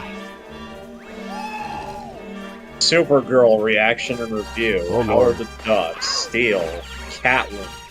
He says that Shaquille O'Neal can act, and that was just from seeing Steel. Honestly, I see. If you've seen his commercials, he can act, actually. He did Suburban Nights. Never seen that one. The movie, not the reaction and review. Suburban Nights. Oh my god. What wasn't that a Channel Awesome thing? Yeah, oh my god, it was. Did that have? Was that before or after the Jew Wario case? What do you mean the Jew Wario case? Okay, so what happened was. Are you talking about like after he died? Yes. No, Suburban Nights was before Jew Wario shot himself. Okay, but you know what he was accused of, right? Yes, I know what he was accused of. I know he was. It was way before that. There actually is evidence to back up the accusations as well. Yeah, I believe that. I saw it. Yeah, I mean, there's actually evidence of fucking Doug and Rob Walker trying to hide the evidence. Oh yeah, Mars Girl tried to hide the evidence too. You would not have known. I don't think anybody would have known with how he was. I think he did that because he knew how bad it was and how hard it hit. Yeah, Fists of the North Star. He did that one. TK, you still with us, buddy? Yeah, he's here. Oh, it says participants. He's still here, so. Oh, I get banning parodies. A lot of them are shite. Yeah. Well, he did review one where it was a parody on Paranormal Activity, and Kane showed up out of nowhere. What, you mean WWE Kane? WWE Kane. So it was supposed to Or be... wait a minute. I think they changed the. Did they change the name back to WWF? No. It was they kept the name WWE. I don't think they ever changed it back to WWF. Oh, I see. Because I thought they were gonna change the name back to. I thought I heard they were gonna change the name back to WWF. I'd rather have it as WWF, honestly. But you know, because the World Wildlife Foundation sued them, there's nothing really they could do. Yeah. WWF. I mean, CM Punk did utter the word WWF in a segment from over 10 years ago. He said the entire WWF knows this. I hate the WWE band. It just doesn't sound right. WWF. It sounds better.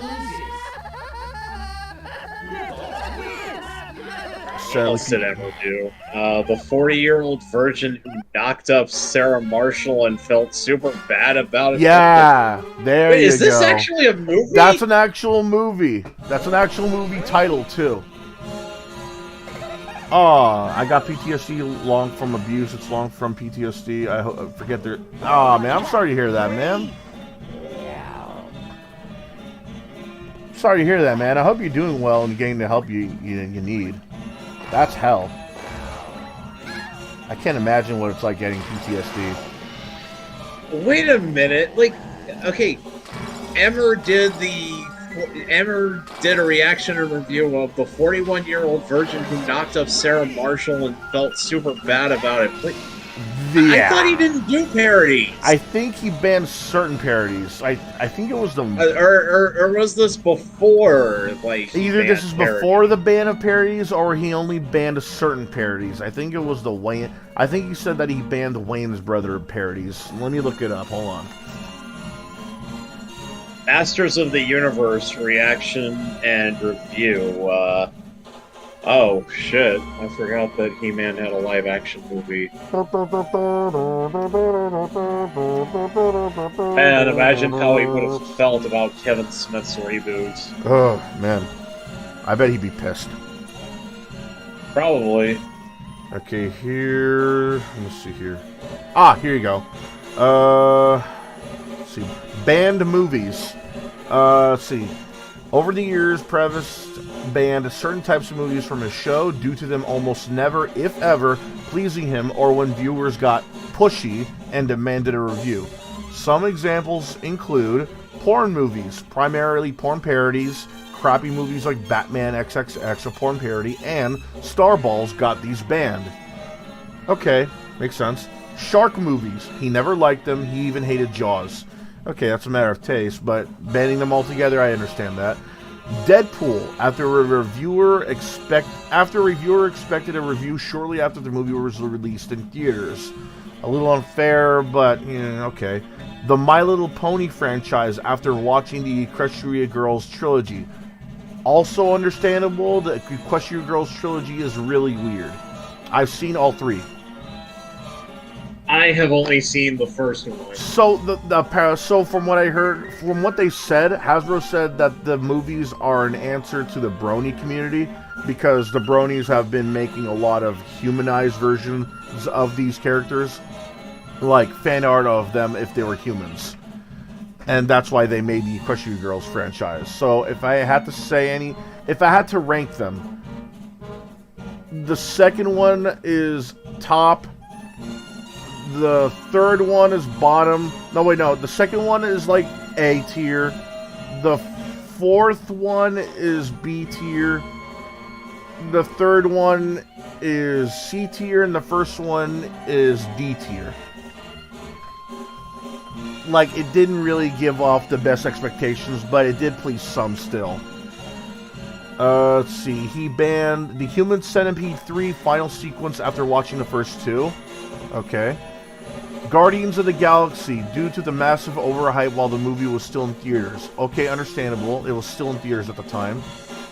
Documentaries. He put a soft ban on these as he stated he couldn't react to them that much. Soft ban, it sounded like he'll only do certain documentaries, like pretend ones, I think. Yeah, there's actually one. There's actually a movie that exists that he did a reaction and review on. It's called Boss N-Word. Yeah, I remember seeing that. And it uses the hard R. It uses the hard R. He said the hard R. He did not flinch one bit. He knew exactly what he was doing there. Oh my god, dude. All movies produced and distributed by Unearthed Films. After having an altercation with the studio's president, Stephen Biro. I had no knowledge of that. All Pixar movies, due to the overzealous nature of most Pixar fans. Okay, understandable. So it's not Disney films, just Pixar. The Emoji Movie. He banned it halfway through the official trailer and declared it the movie to get banned the fastest. Also understandable. I'm not white, I'm Native. Here's Zemmer's comment. I'm not white, I'm Native American, dude. No matter how much the N-word offends me, yes, it does offend me. I'm not going to shy away from saying it when it's in the title of a movie. Saying something like Boss N-word would be a slap in the face of the filmmakers, and I am not about to do that. Okay, so as long as he uses it in certain contexts, I guess he can use. He knows when to use it. I mean, I'm still not gonna say the word itself because you're streaming. Yeah, like I don't. That I'm not would gonna get say you it. flagged. Yeah. There's anxiety is bad. Takes 3 minutes. Different one. Smoke a lot of weed for it. Hey, at least you're taking care of yourself, man. That's all that matters. Yeah. Only smoke. Yeah. If you can't take care of yourself, then you can't. Yeah. It sounds like You're he not knows gonna what be he's. able to do even the things you want. To Yeah. It sounds like he knows what he's doing, though. As long as he does what he's doing, you know, I don't mind. He knows what he's doing. Jaws is okay. Not all Jaws movies are okay, though. That's a valid answer. Yeah. I can also see why banning giant box office movies for a while, the hype around the movie affects how you see it. True. That is true. There's a lot of hype behind the second Avatar movie. I can only guess what people are going to see the movie. I can only guess how the people are going to see the movie now after, you know, a few months. I'm about to duck out, go to bed shortly. Yes, It's almost 11 o'clock here. Yes, I think in educational stuff saying the N-word is okay, or if it's an old literature or whatnot. But, like, other than that, I don't think there's a reason to say it. That's fair. You said 11, right?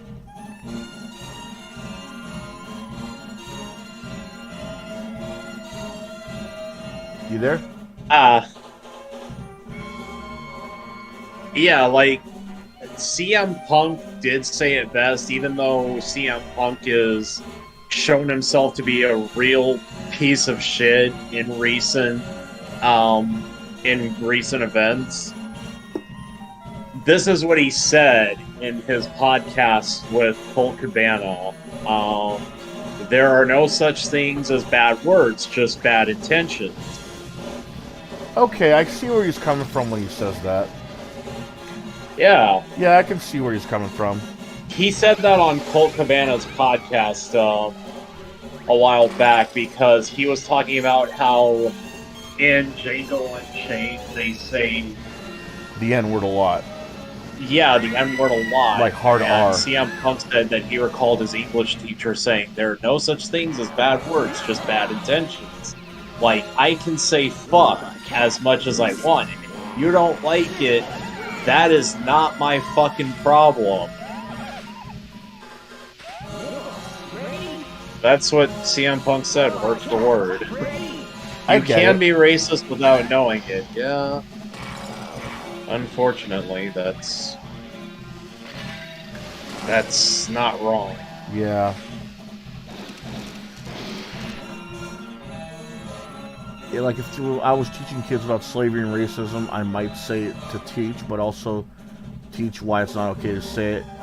Yes, buddy, you can be racist without knowing it, and your intent does not matter at that point, to be frank, if then someone tries to educate you.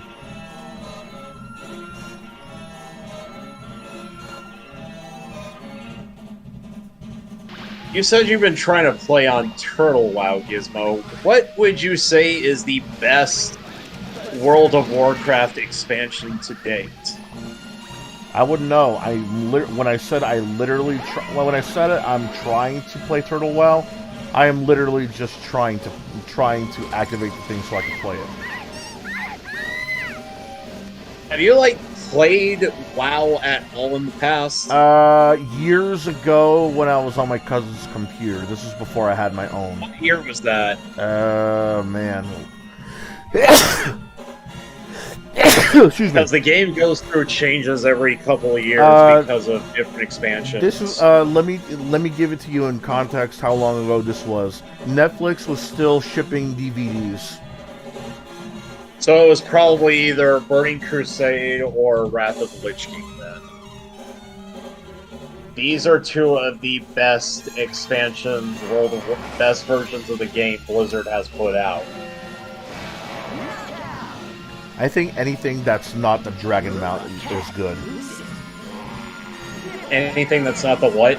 Anything that's outside of that recent Dragon Mount expansion is good, because at least they look more interesting. Dragonflight? Yeah, I mean, you're riding on dragons. You could have done that sooner. I was going to. Well, I mean, they have this dragon humanoid things as a playable race now. That's what they're doing differently, but... And I did actually consider pre-ordering and playing it. I actually said, maybe I'll pre-order the expansion and actually play it if Martin Sheen comes back to the game. He did not. Because there was a character back around 2012, 2011 and 2012 that he did the voice for during the Cataclysm expansion. And it was, the character's name was Nosdormu, and Martin Sheen did that voice. And the character's back in Dragonflight, but not Martin Sheen. Man, the fact that Please tell me you know who Martin Sheen is, Gizmo. By winning? No, that's Charlie Sheen. That's Martin Sheen's son. Oh wait, Martin Sheen. Was he the guy that was Charlie in the Spawn Sheen's movie? Dad. Was he the guy that was in the Spawn movie? Martin Sheen? Hold on. Spawn. Yeah, I think he played as Al Simmons' boss. Martin Sheen.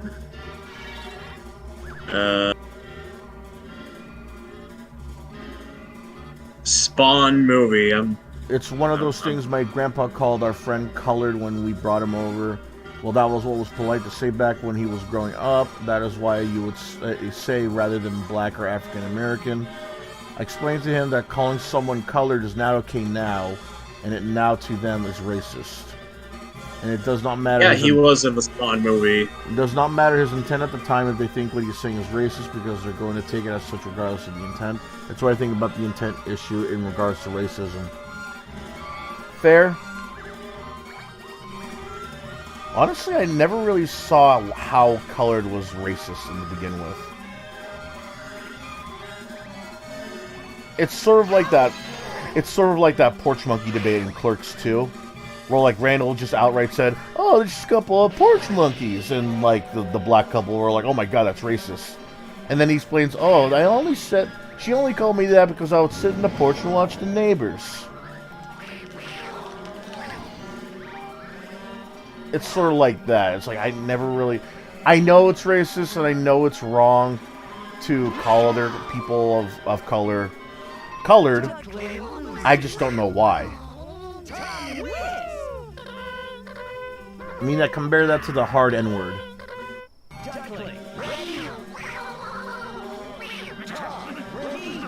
Like, what sounds worse to you? Being called the N-word with the hard R or being called colored? Oh shit, Martin Sheen was actually on The Simpsons. He was in the worst, he was in what many fans consider to be the worst episode ever. The Principal and the Pauper. Was that the one where a comic book guy is literally wearing a shirt that said worst episode ever? No. It's the one where Principal Skinner is found out as a fraud. Oh, is that the one where he found out that he's not a war hero? Yeah, that his real name was Armin Tamzarian. Ugh. So, why would you put that much lore into that character and then out of nowhere saying, "Oh, he's a fraud"? Yeah, I know. That's why so many people hated it.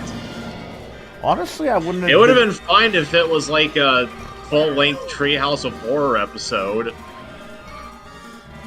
You know, like non-canon, because. Right, if someone tells you it's racist, just don't do it. You don't need to understand it. I know it sucks not to understand something, but your understanding is not required for you to show respect. Yeah. I haven't called anybody colored, but I'm just saying it always kind of seemed peculiar. No, neither have I. It just always seemed peculiar to me. I know not to say it. I know I shouldn't say call someone colored, but it just seemed kind of odd to me as a kid, and up to today. I don't know if you heard the porch monkey comparison. It's sort of like that with how the Clerks 2 explained it. My grandma only called me that because I was sitting on the porch and watched the neighbors. Makes sense. I mod too much. I go through these conversations more than you would think. With a smiley face too. Yeah. Okay, I don't know why that's funny. I guess he mods other chat rooms too.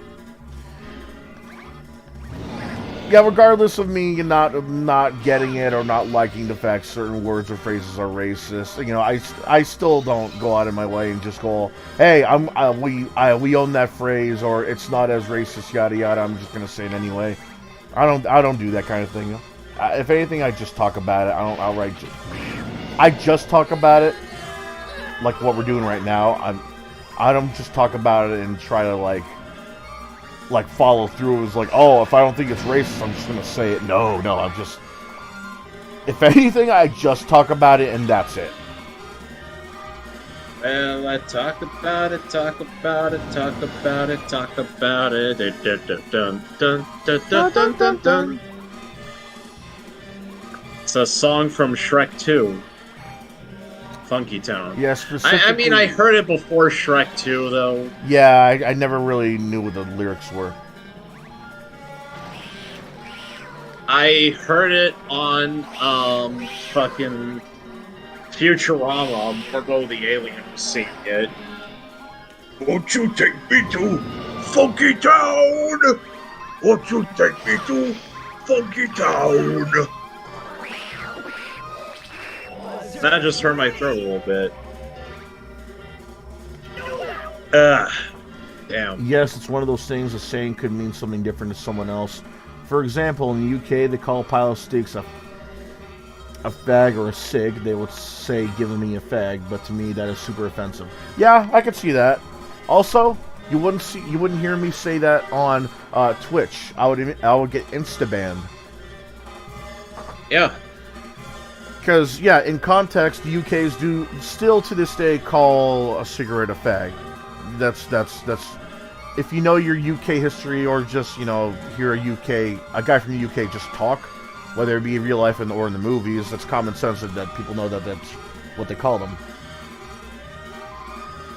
Because I'm getting the USA and I've heard it a gazillion times. Yeah, I never really understood how that became an insult. I know how hurtful it is, considering an extremely it's basically just an insulting way of calling someone gay, but I just don't know how it became to be.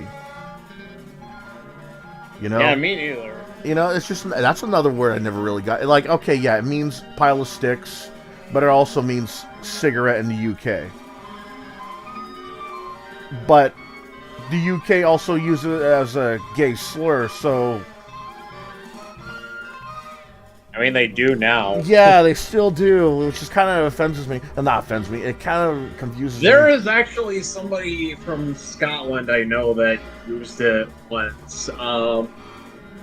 When he was really getting into and enjoying the G4 My Little Pony, and he claims himself to be bi and pansexual. And what he had to say about the word brony was, "This is coming from someone who's bi. It's fucking gay."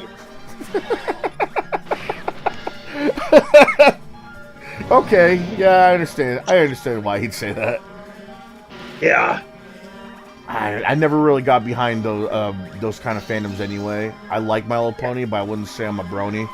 Like, I like Star Trek, but I wouldn't say I'm a Trekkie. Like, I'll buy the merch, I'll buy the movies. I just am not gonna associate myself with those kind of fan groups. And to be offended and to explain it to them why to me it's offensive, it's because they're saying gay people are useless as a pile of wood. Oh, okay, that makes sense. Only good for one thing, burning. That is actually how the word started being used for gay people. Yeah, that makes sense, actually. Good for they're only useful for burning, you know. Okay, yeah, that makes sense. For cigarettes, though, that's also the other thing. All right, well, I'm gonna go ahead and duck out because I'm just gonna get ready for bed. It's 11 o'clock here, so. Oh, really? Where do you live? Peace out. Peace out, dudes. Where do you live, man? It's 9 over here. I'm in Tennessee. It's 11 o'clock over here. Ah, okay, yeah, it's late over there. So, peace out, dudes. Yep, see you later, man. Have a good night. Nice talking to you again.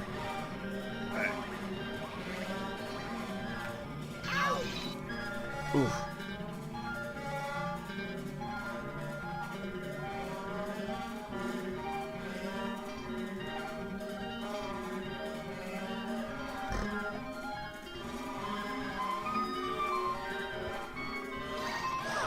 Oof. Ah, damn.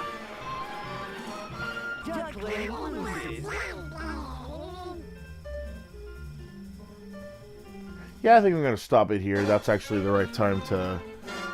I think this is the right time to stop the stream. It's been fun though. It's been fun talking to him. It's been playing. It's actually been.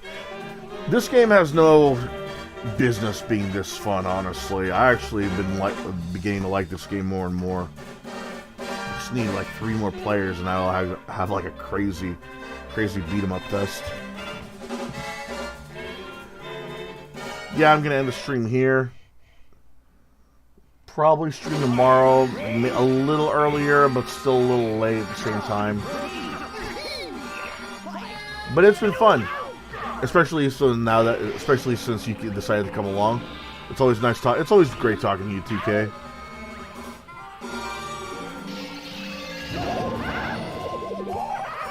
Like when I was growing up, actually, a stick was a cigar. Oh, okay, yeah, that makes sense.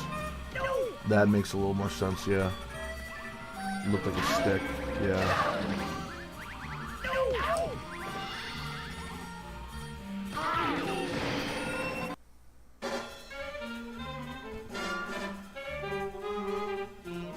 Well, like I said, I'm going to end the stream here. Tomorrow, I don't think I'm going to be...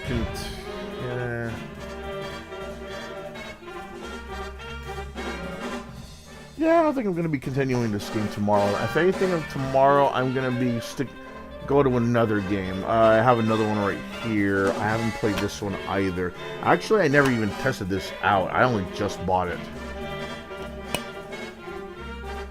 Oh yeah, that's been through the ringer. I'm going to end the stream here, and tomorrow I'm not going to be playing Tom and Jerry War of the Whiskers. As much fun as I think this game is, I mean, holy damn, like I said, this game has no business being as good as this is. A 6, bro? At least a 7 out of 10. I wouldn't go as low as a 6. I'm going to be playing Amazing Island on the GameCube. Never played this, never even turned this on for a test run.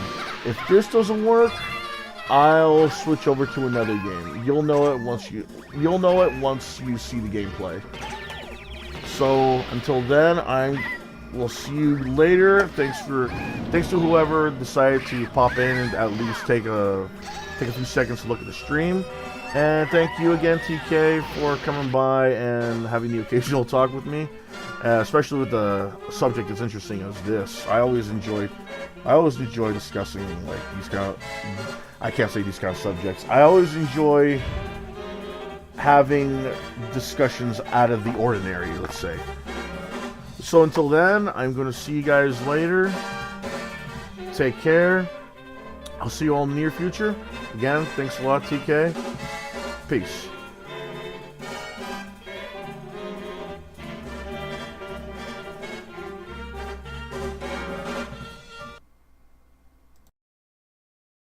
Like these kind of, I can't say these kind of subjects. I always enjoy